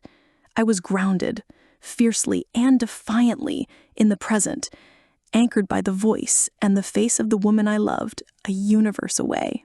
Chapter 17. The silence after the EMP was wrong. It wasn't the chaotic, panicked silence of a system failure. It was a cold, waiting, predatory silence. The emergency lights that flickered on were not the standard red, but a tactical, pulsing blue. My heart hammered against my ribs. They knew. Through the bond, I felt Lyra's confusion harden into dawning horror. She had dropped from the ventilation shaft into the command center, expecting to find a room full of blind and deaf technicians. Instead, she found them waiting. A dozen soldiers in matte black armor, their weapons unaffected by the pulse, raised and ready. They weren't holding plasma rifles. They were holding projectile weapons, shotguns and automatic carbines, ugly, brutally effective technology that didn't rely on complex circuitry. And in the center of the room, standing beside a holographic map that was still functioning perfectly, was the field commander, the man from my lab. "Princess Lyra of the Ethelian Empire," he said, his voice as calm and unbothered as if he were commenting on the weather. "I must confess, I'm an admirer of your tactical doctrine, a classic decapitation strike, bold, but predictable." He gestured to the walls. I felt Lyra's gaze follow his, and through her eyes I saw it too. The walls weren't just shielded, they were lined with some kind of shimmering golden circuitry I'd never seen before. "A Faraday cage tuned to a magical frequency," the commander explained, a smug academic pride in his voice. "Crude, but effective.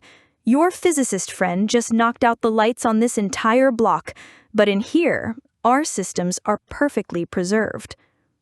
It was a trap. A perfect, meticulous trap. They hadn't just anticipated our plan. They had counted on it. They had used our own strategy against us. I scrambled back from the fried transformer, my mind racing. I had to get to Lyra. I was unarmed, untrained, a liability, but I couldn't leave her there. I started sprinting through the darkened corridors, following the psychic thread of her rising panic. The fight was a catastrophe. Lyra was a warrior, a whirlwind of motion and steel, but she was outmatched. The soldiers didn't fight like any she had faced before. They moved with cold, geometric precision, cutting off her angles, forcing her back. Their armor was resistant to her blade, and the room itself seemed to deaden her magical abilities. The commander watched the fight with a detached, clinical interest.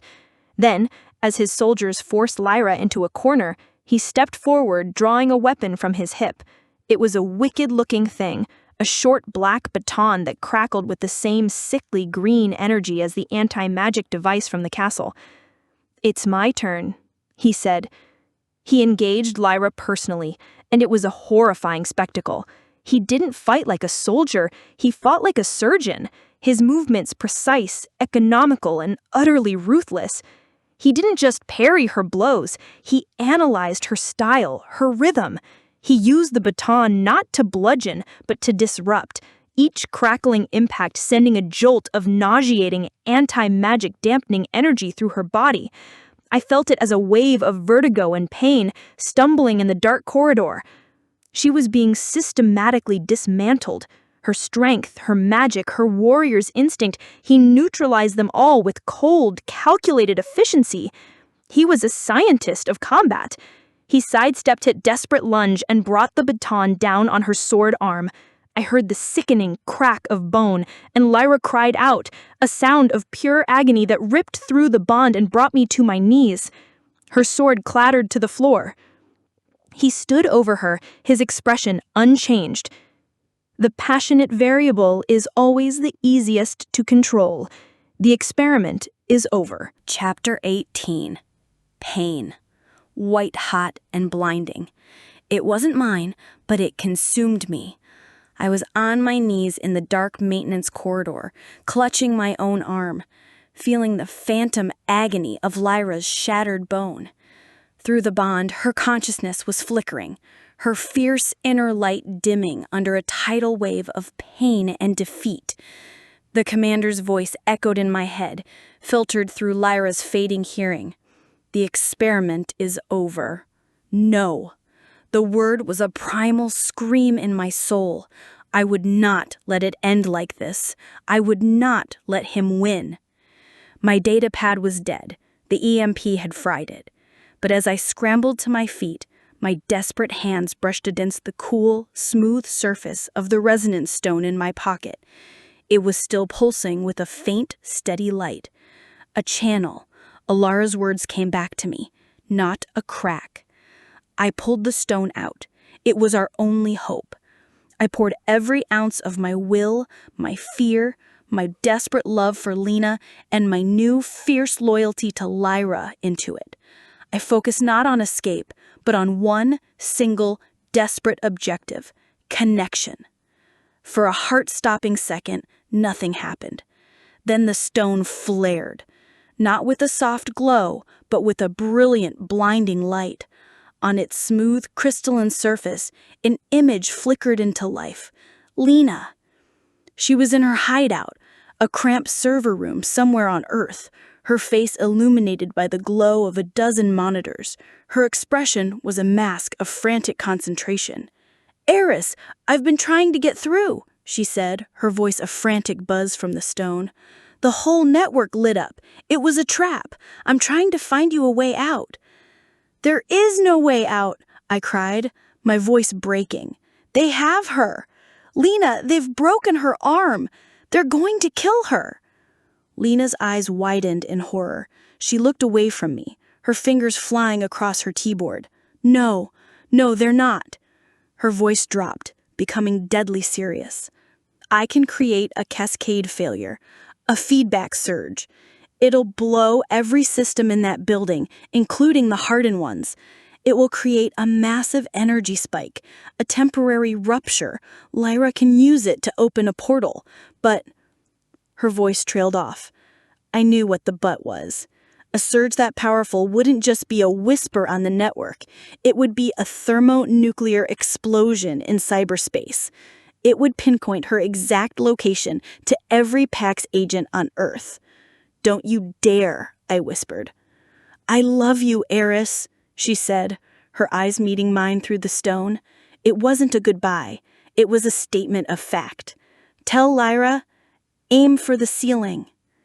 And then she was gone. The lights in the corridor flickered back on as the entire building's power grid surged. Alarms blared, a cacophony of wailing sirens. Through the bond, I felt Lyra's consciousness flare as the raw, chaotic energy washed over her. It was a tsunami of power. "The ceiling, Lyra! Now!" I screamed into her mind. I felt her gather the last of her strength. She lifted her good hand, and a swirling vortex of raw, untamed energy, the color of a supernova, ripped open the roof of the command center. Debris rained down. The pack soldiers were thrown into chaos. I burst into the room just in time to see the commander staring up at the dimensional tear, his calm finally broken by a look of utter disbelief. Lyra was on the floor, struggling to hold the portal open, her face pale with effort. I ran to her, grabbing her under her good arm, and hauled her toward the chaos above. We tumbled through, escaping into the same dizzying, colorful vortex as before. But this time, I still clutched the resonance stone, and on its surface, one final image burned itself into my memory before the connection died forever. The door to Lena's server room kicked open, the black armored figures of pack soldiers silhouetted against the light.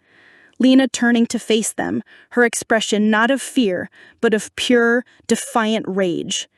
Then, the stone went dark. The light died. The connection was severed.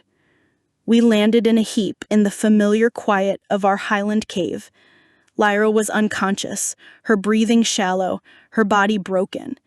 The bond between us was a faint, thready pulse, weakened almost to the point of non-existence. I was alone, in a hostile world with a dying partner. My link to my own world, my only tether to home, was gone.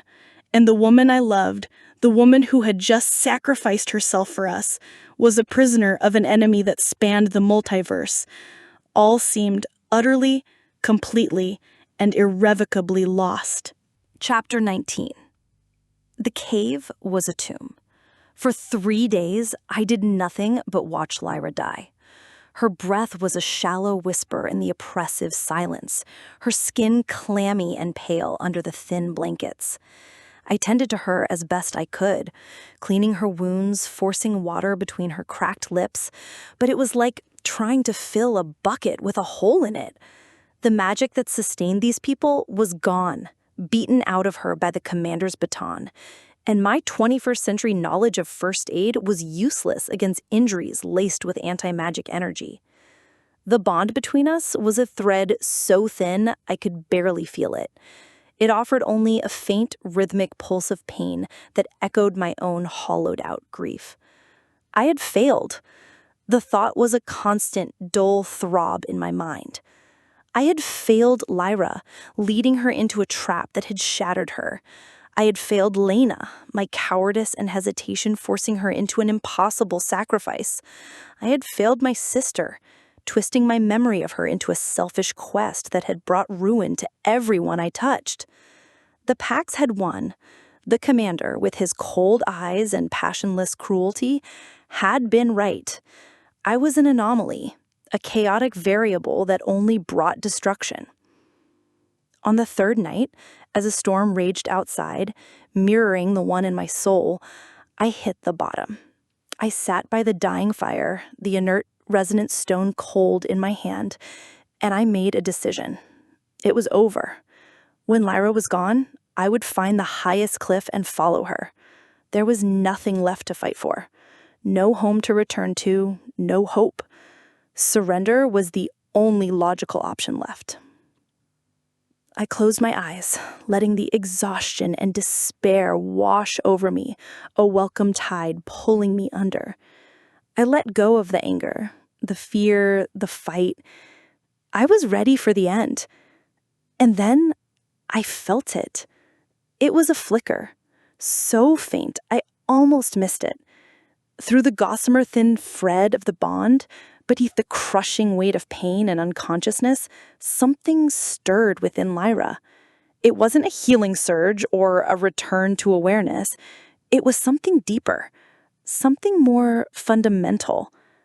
It was a spark, a tiny, stubborn ember of pure, unyielding defiance. It was the same feeling I had experienced in the lab, that first jolt of connection, the glorious, savage adrenaline of the victor in the arena. It was the iron will of a warrior who had been beaten, broken, and humiliated, but who on some deep, primal level refused to be defeated. It was a silent, profound no. The spark pulsed, and in that pulse, I felt something else. I felt the echo of Lena's face on the monitor. Not her fear, but her resolve as she prepared to sacrifice herself. That same defiant spark. That same refusal to surrender even in the face of impossible odds. It wasn't a memory.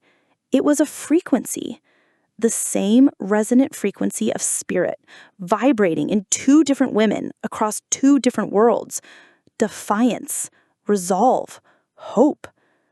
The spark in Lyra's soul ignited a corresponding spark in my own.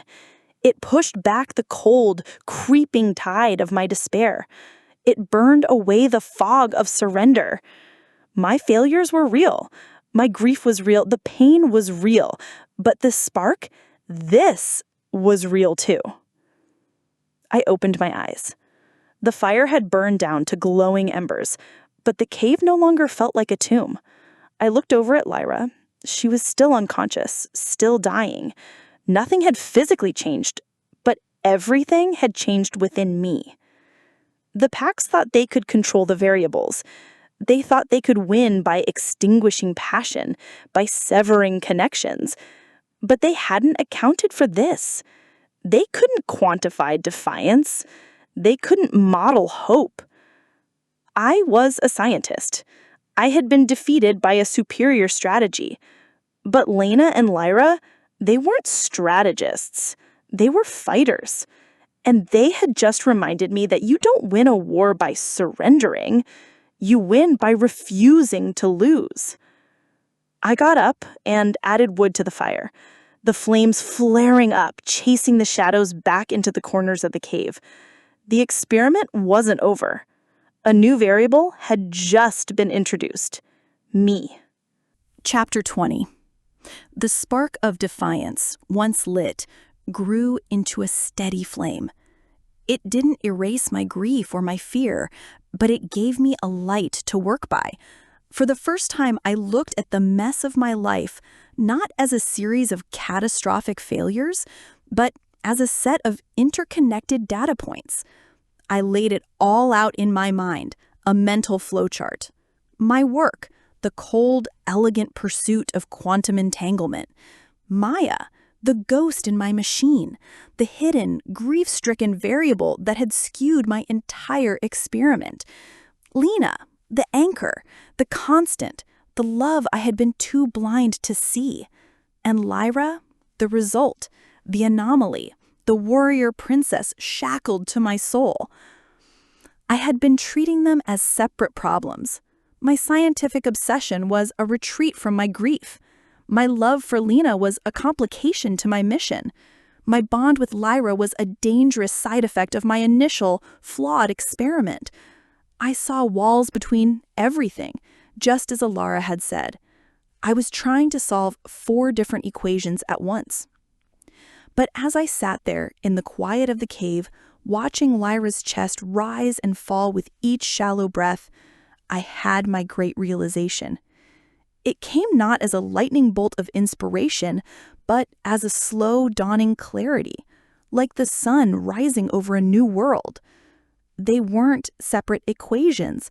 They were all different expressions of the same fundamental force, connection. My work wasn't just about physics. It was about the desperate human need to prove we are not alone in the universe. My grief for Maya wasn't just a trauma. It was the agonizing pain of a severed connection. My love for Lena wasn't a distraction. It was the most powerful, most tangible connection I had ever known. And my bond with Lyra, it wasn't a side effect. It was the proof. The living, breathing, defiant proof that my theory was right, even if my motives were wrong. It all came down to connection. The drive to form it, the pain of losing it, the power that came from it. I looked at Lyra, and for the first time, I didn't see the ghost of my sister. I didn't see the hazel eyes or the warrior's posture and think of Maya. I saw Lyra. I saw the woman who had fought mire graspers in a sunken ruin, who had faced down assassins in her own home, who had trusted me even after I had betrayed that trust. She wasn't an echo of a past connection. She was a new one, forged in fire and chaos. She was my partner. The seer's words echoed in my mind, no longer a mystical proverb, but a clear scientific principle. Not a crack, but a channel. Not parallel, but harmonized. My intellect and her will. My logic and her passion. My science and her magic. We had been using them as separate tools, trying to solve problems individually. I would navigate, she would fight. She would strategize, I would build the gadget. But that wasn't the path forward. The path forward was synthesis, harmony. If her passion could be used as quantifiable energy, as Alora had suggested, then my grief, the most powerful, passionate emotion I had, wasn't a weakness.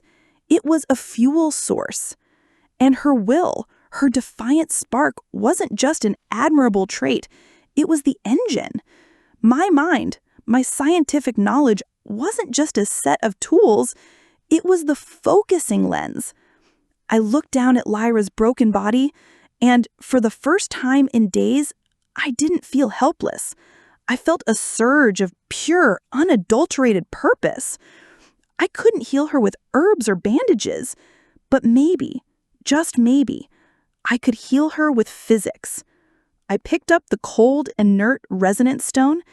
It was just a rock without a power source, but I was sitting next to a reactor, a biological, magical, defiant reactor, temporarily offline. All I had to do was figure out how to jumpstart it. All I had to do was harmonize. Chapter 21. It began with a single, focused thought. I knelt beside Lyra, the resonance stone held tight in my hand, and pushed every ounce of my new, terrifying clarity into the bond. I didn't push my grief or my fear.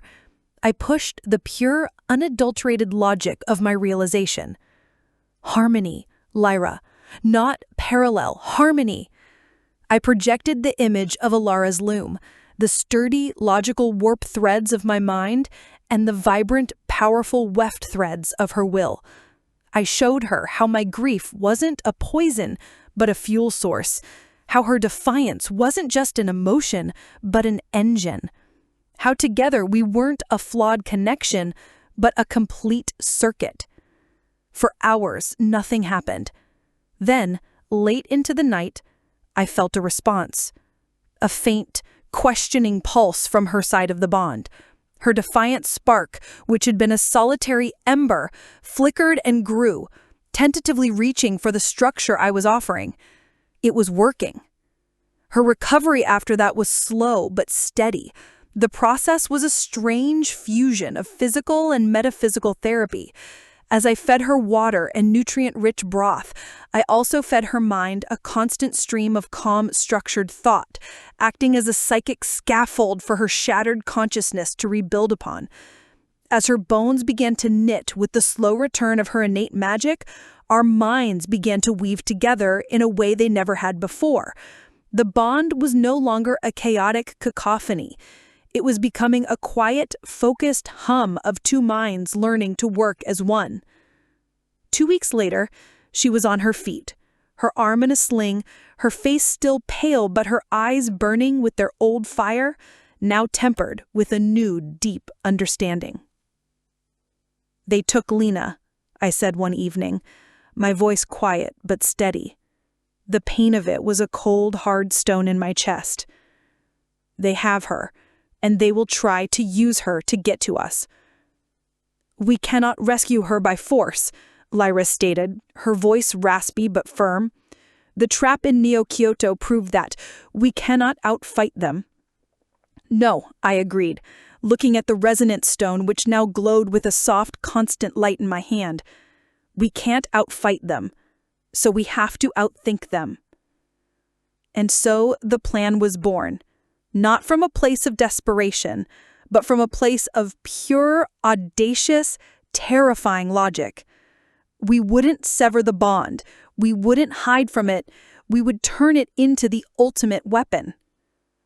"Their goal is to control the multiverse by creating psychic bridgeheads," I explained, pacing the cave floor, my mind alive with calculations. "They see our bond as a prototype gateway. They want to open the door. What they don't realize is that we're the only ones who hold the key." "You want to open the door for them," Lyra said, her eyes widening as she followed my train of thought. It was no longer a struggle. Our minds were moving in sync. "Exactly," I affirmed. "We let them think they're winning. We give them the gateway they want. But a gateway is just a controlled tear in space-time, a portal. And any portal can be weaponized. If we can create a controlled, resonant feedback loop between our minds, we can turn that gateway into a surgical, dimensional weapon. The theory was both elegant and horrifying. Lyra's magic, her raw, passionate will, would be the power source, the reactor. My mind, my knowledge of physics and quantum mechanics would be the focusing lens, the control system. Together, we could theoretically project our unified consciousness to a specific point in space-time and manipulate it. We could fold space. We could warp reality. We could erase something from existence as simply as deleting a file. The Pack's headquarters, Lyra breathed, her expression a mixture of awe and terror. We could target their central command. We could, I confirmed. But the energy required, the mental discipline, it's astronomical. One miscalculation, one flicker of doubt, and the feedback loop would shatter. It wouldn't just sever our connection, it would annihilate our minds. We would simply cease to be. It was the ultimate gamble. Our sanity and our very existence wagered against the fate of the multiverse. We would be aiming a gun that was fused to our own heads. If we missed, the backfire would be absolute. Lyra met my gaze, hers reflecting the terrifying gravity of what I was proposing. There was no hesitation. The defiant spark had grown into an inferno. They started this war by trying to sever a thread between two worlds. It's only fitting we end it by weaving that thread into a noose. Chapter 22. The message was an act of supreme terror and absolute faith. Using the resonance stone, I focused, not on Lena, but on the cold, calculating mind of the Pack's commander. I let him feel a flicker of my presence, a beacon of raw, untethered energy. And then I sent the thought, imbued with all the manufactured despair and hopelessness I could muster. You win. I surrender. The response was almost immediate. A shimmering rectangular portal, identical to the one that had swallowed me in the subway station, tore open the air in our cave. It hummed with sterile, controlled power. There was no chaotic vortex this time, only an invitation into a cage. Lyra stood behind me, out of sight of the portal. Her arm was still in a sling, a deliberate part of our deception. She looked weak, but through the bond I could feel the coiled, ferocious power she held in reserve. Our minds were perfectly harmonized, a silent, seamless symphony of shared thought. She was more than just a passenger in my mind. She was the engine, idling silently, waiting for the signal to ignite. I am with you, her thought resonated within me, a bedrock of calm and strength. Always, I sent back. I held up the dead, fried datapad. My terms are simple, I projected towards the portal. Lena, her life for my cooperation. I will not be another of your failed experiments. I will walk through that portal, and she will walk out. There was a long pause. I felt the commander's mind considering the variables, the cold calculus of the exchange. He saw me as the catalyst, the key to stabilizing the bond. He saw Lena as a disposable piece of leverage. The logic was, from his perspective, sound. Agreed. His thought came back, laced with the smug certainty of victory. I took a deep breath and stepped through the portal. The world on the other side was a masterpiece of sterile, oppressive order. I was in a vast circular chamber, the walls, floor, and ceiling all a seamless, uniform, antiseptic white. There was no art, no decoration, no color. It was a fortress built by a mind that saw beauty in the utter absence of chaos. It floated in a void, a pocket dimension outside of normal space-time, a silent testament to the Pax's power. The commander stood in the center of the room, flanked by two heavily armed guards. His expression was one of quiet, academic triumph. And standing between the two guards, her hands bound in front of her, was Lena. My heart constricted. She was thinner, paler, with dark circles under her eyes, but she was alive. And as her gaze met mine, I saw the same defiant spark that had ignited my own comeback. There was no fear in her eyes, only a furious, burning anger. "Dr. Thorne," the commander said, his voice echoing slightly in the vast white space. "A deal is a deal. Let her go." One of the guards shoved Lena forward. She stumbled, catching herself, and began to walk towards me, her eyes never leaving mine. For every step she took towards me, I took a step towards the commander. The exchange was a slow, tense ballet in the heart of the enemy's fortress. We passed each other in the center of the room. Her shoulder brushed mine, and for a fleeting second, I felt the warmth of her. A jolt of pure, grounding reality. I didn't dare look at her. I kept my eyes fixed on the commander. "Now," he said, as Lena reached the portal and stepped through without a backlands glance, "let us begin the procedure. It is time to see what our little bond is truly capable of." He gestured towards a raised platform in the center of the room. It was surrounded by an array of gleaming silver instruments, all designed to probe, analyze, and ultimately control the connection he thought he now owned. I walked towards the platform, my steps even, my expression of weary resignation. I was the Trojan horse, willingly rolling myself into the heart of Troy. The commander saw me as a defeated scientist, a captured anomaly. He had no idea that he had just willingly invited an entire army inside his walls. And that army was waiting, silently, patiently, in the quiet, shared space of my mind. Chapter 23. I lay on the cold white platform, a network of silver, needle-like sensors descending from the ceiling to hover just above my head. The commander watched from a nearby console, his face illuminated by the glow of a dozen monitors, displaying the chaotic, beautiful tangle of my shared consciousness. He looked like a child on Christmas morning. "Remarkable," he murmured, tracing a finger along the waveform of the bond. "The resonance is almost perfectly stable. You've done our work for us, Doctor." I closed my eyes, feigning submission. But in the quiet theater of my mind, I turned to Lyra.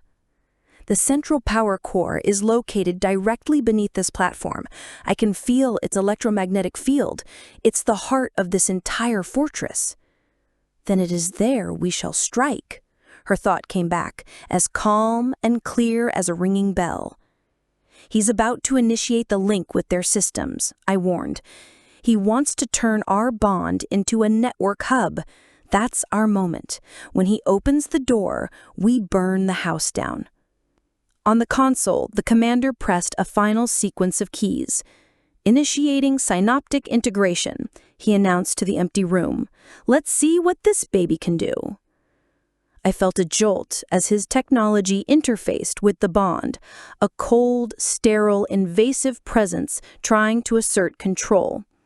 It was the digital equivalent of a key turning in a lock. "Now, Lyra." In that instant, we unleashed our plan.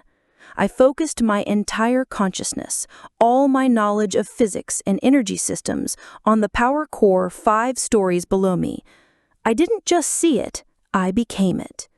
I saw the flow of energy, the containment fields, the delicate balance of its fusion reaction, and I saw, with perfect clarity, how to unbalance it. Simultaneously, Lyra projected her will. It was not a gentle nudge. It was a tidal wave of raw, untamed magic, a tempest of pure, passionate power, shaped and focused by my mind. She poured the essence of her world, the very concept of magic, directly into the heart of their sterile scientific reactor. Science and magic collided. The result was a cascade. The fortress shuddered, a deep, groaning tremor that threw the commander back from his console.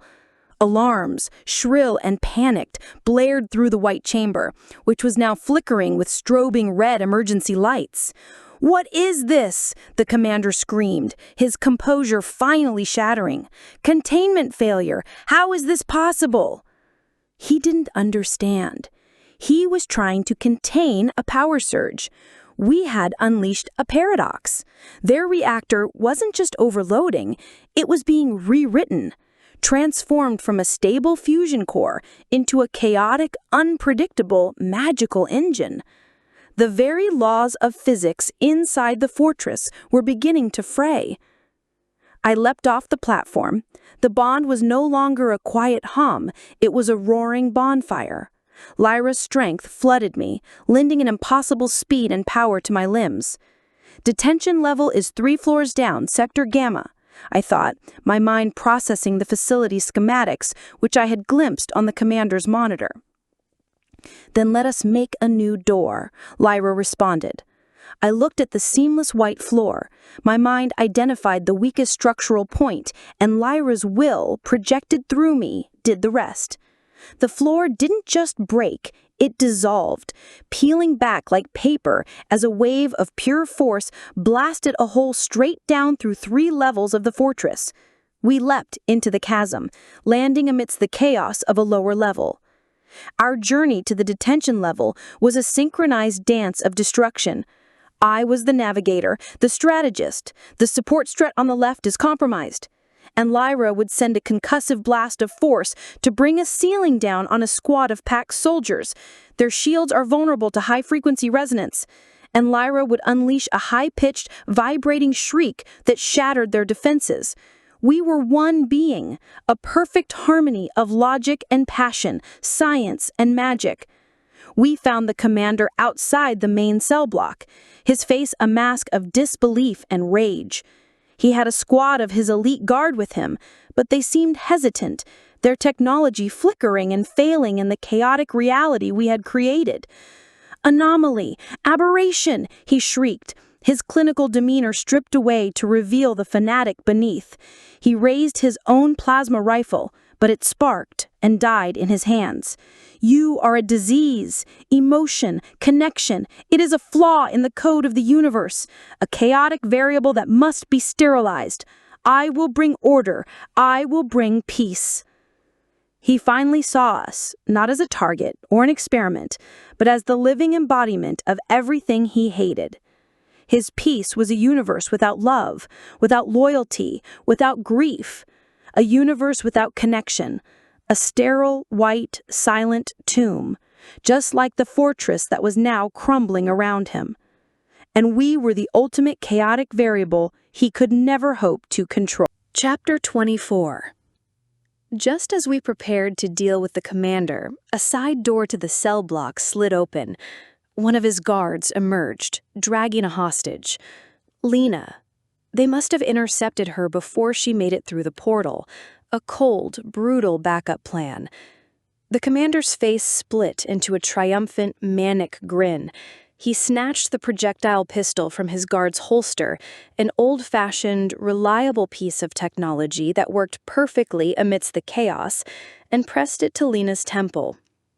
"Checkmate, anomaly," he spat, his eyes wild. He was no longer a scientist. He was a zealot holding his last, most precious article of faith. Here is the final variable. A choice for the great Dr. Thorne. My forward momentum, our roaring cascade of power, came to a dead stop. Lena stood perfectly still, her eyes locked on mine. In them, I saw no fear, only a burning, absolute trust. "You have seen the power you wield," the commander said, his voice regaining some of its chilling control. "You can sever the bond yourself, right now. Collapse the connection, erase the flaw. Do it, and I will let you both walk through that portal. You and your attachment." He said the word like it was a disease. "Refuse, and she dies. Your emotional connection will be the death of her. Choose." He was offering me an out, a return to my old life, a world without Lyra, without the Pax, without this crushing weight. Just me and Lena, safe. All I had to do was sacrifice my partner, betray my own discovery, and admit that he was right, that connection was a weakness. For a single, terrifying heartbeat, the old Aris was tempted, the reclusive, fearful scientist who just wanted to be left alone, who was so afraid of being forgotten, was screaming at me to take the deal. It was a siren song of safety, of an end to the fight. But then I looked at Lena, truly looked at her. I saw the fierce, unwavering loyalty in her eyes, and through the bond, I felt Lyra. She wasn't afraid. She wasn't demanding I save her. She was a silent, unshakable pillar of trust. She was letting me choose, and she would accept the consequences, no matter what. My love for Lena, my bond with Lyra, they weren't weaknesses. They were my greatest strengths. They were two halves of the same whole, and I would not sacrifice one for the other. I would not choose. My ultimate theory, I sent through the bond, a sudden brilliant flash of insight. Not destruction, isolation, containment, a self-contained space-time event. A cage, not a grave, Lyra's thought came back, instantly grasping the concept. We weave the bars from reality itself. I met the commander's gaze. My choice was made. "You're right," I said, my voice ringing with a clarity that startled him.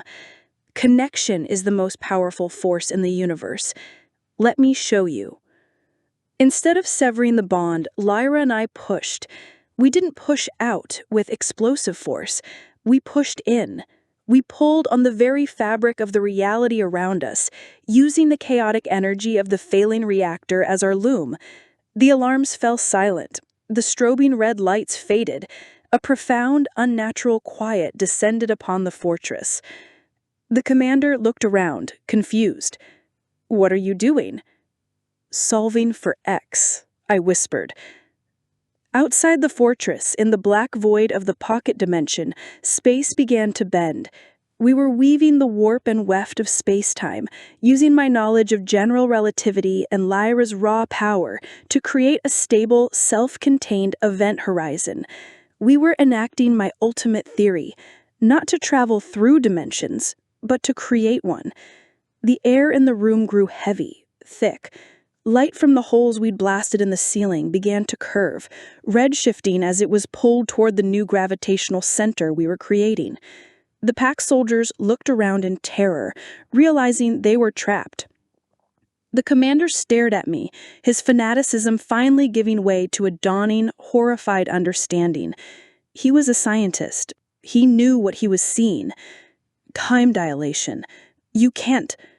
I can. We gave one final, unified push. The event horizon snapped into place.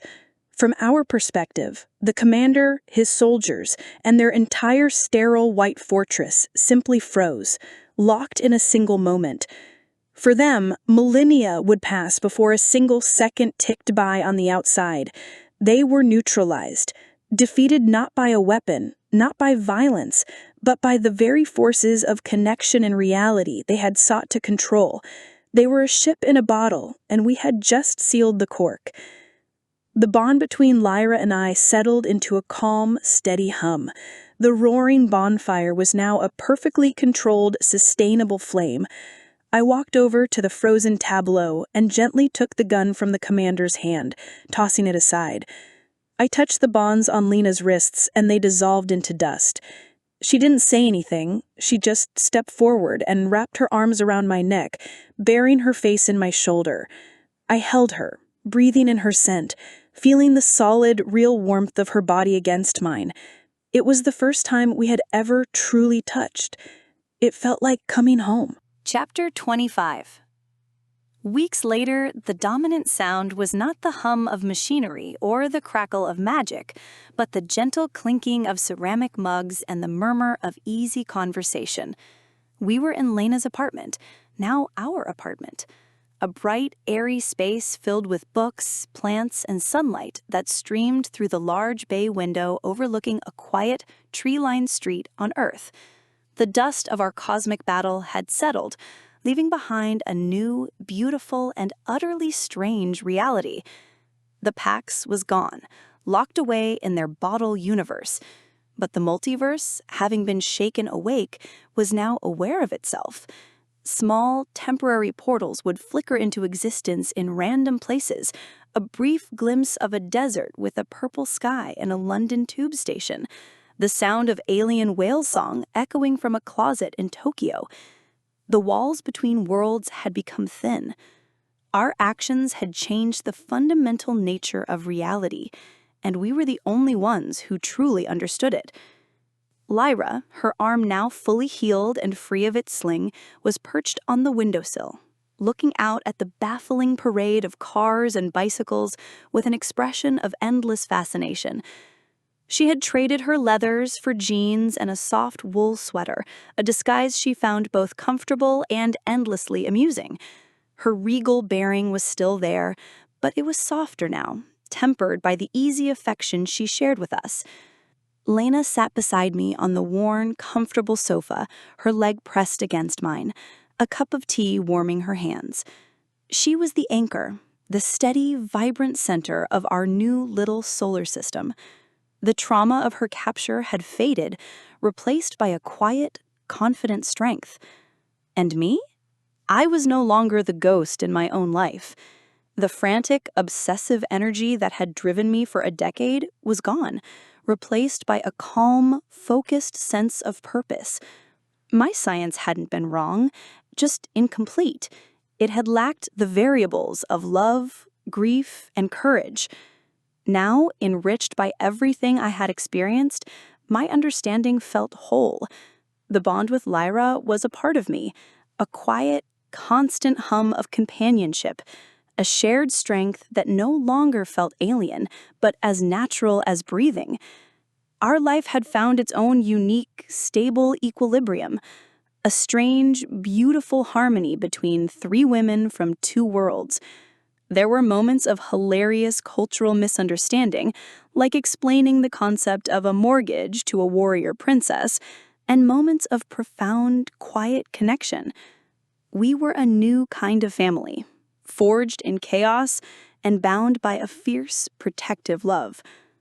In the center of the living room, where a coffee table should have been, stood my latest creation. It was a sleek, circular device of polished chrome and humming crystals, a fusion of my science and Lyra's magical theory. It was a stable, controllable portal generator, a doorway. I stood up, and the other two rose with me, drawn to the device. The energy fluctuations are getting stronger, I indicated, a glowing map on a nearby monitor. A tear in the fabric over the Amazon basin is causing temporal distortions, and there's a consciousness bleed-through in Vienna that's making everyone dream in the same alien language. So, work to be done? Lyra said, a slow, adventurous smile spreading across her face. Always, Lena affirmed, her hand finding mine and squeezing it tight. We stood before the portal, the three of us, guardians, not just against external threats, but against the very chaos and loneliness that had started me on this impossible journey. My search for a ghost had led me here, to this life, to this family, to a connection more real and powerful than I could have ever conceived. I met Lyra's gaze, then Lena's. In their eyes, I saw it all reflected back at me, a perfect, unshakable trinity of love, trust, and a boundless excitement for the unknown. Without a word, I reached out and activated the portal. The air inside the chrome ring shimmered and resolved into a new view, a lush, vibrant jungle under a sky that was a shade of green I'd never seen before. Together, we stepped through the doorway, leaving one home behind to save 1,000 others. Off to our next adventure.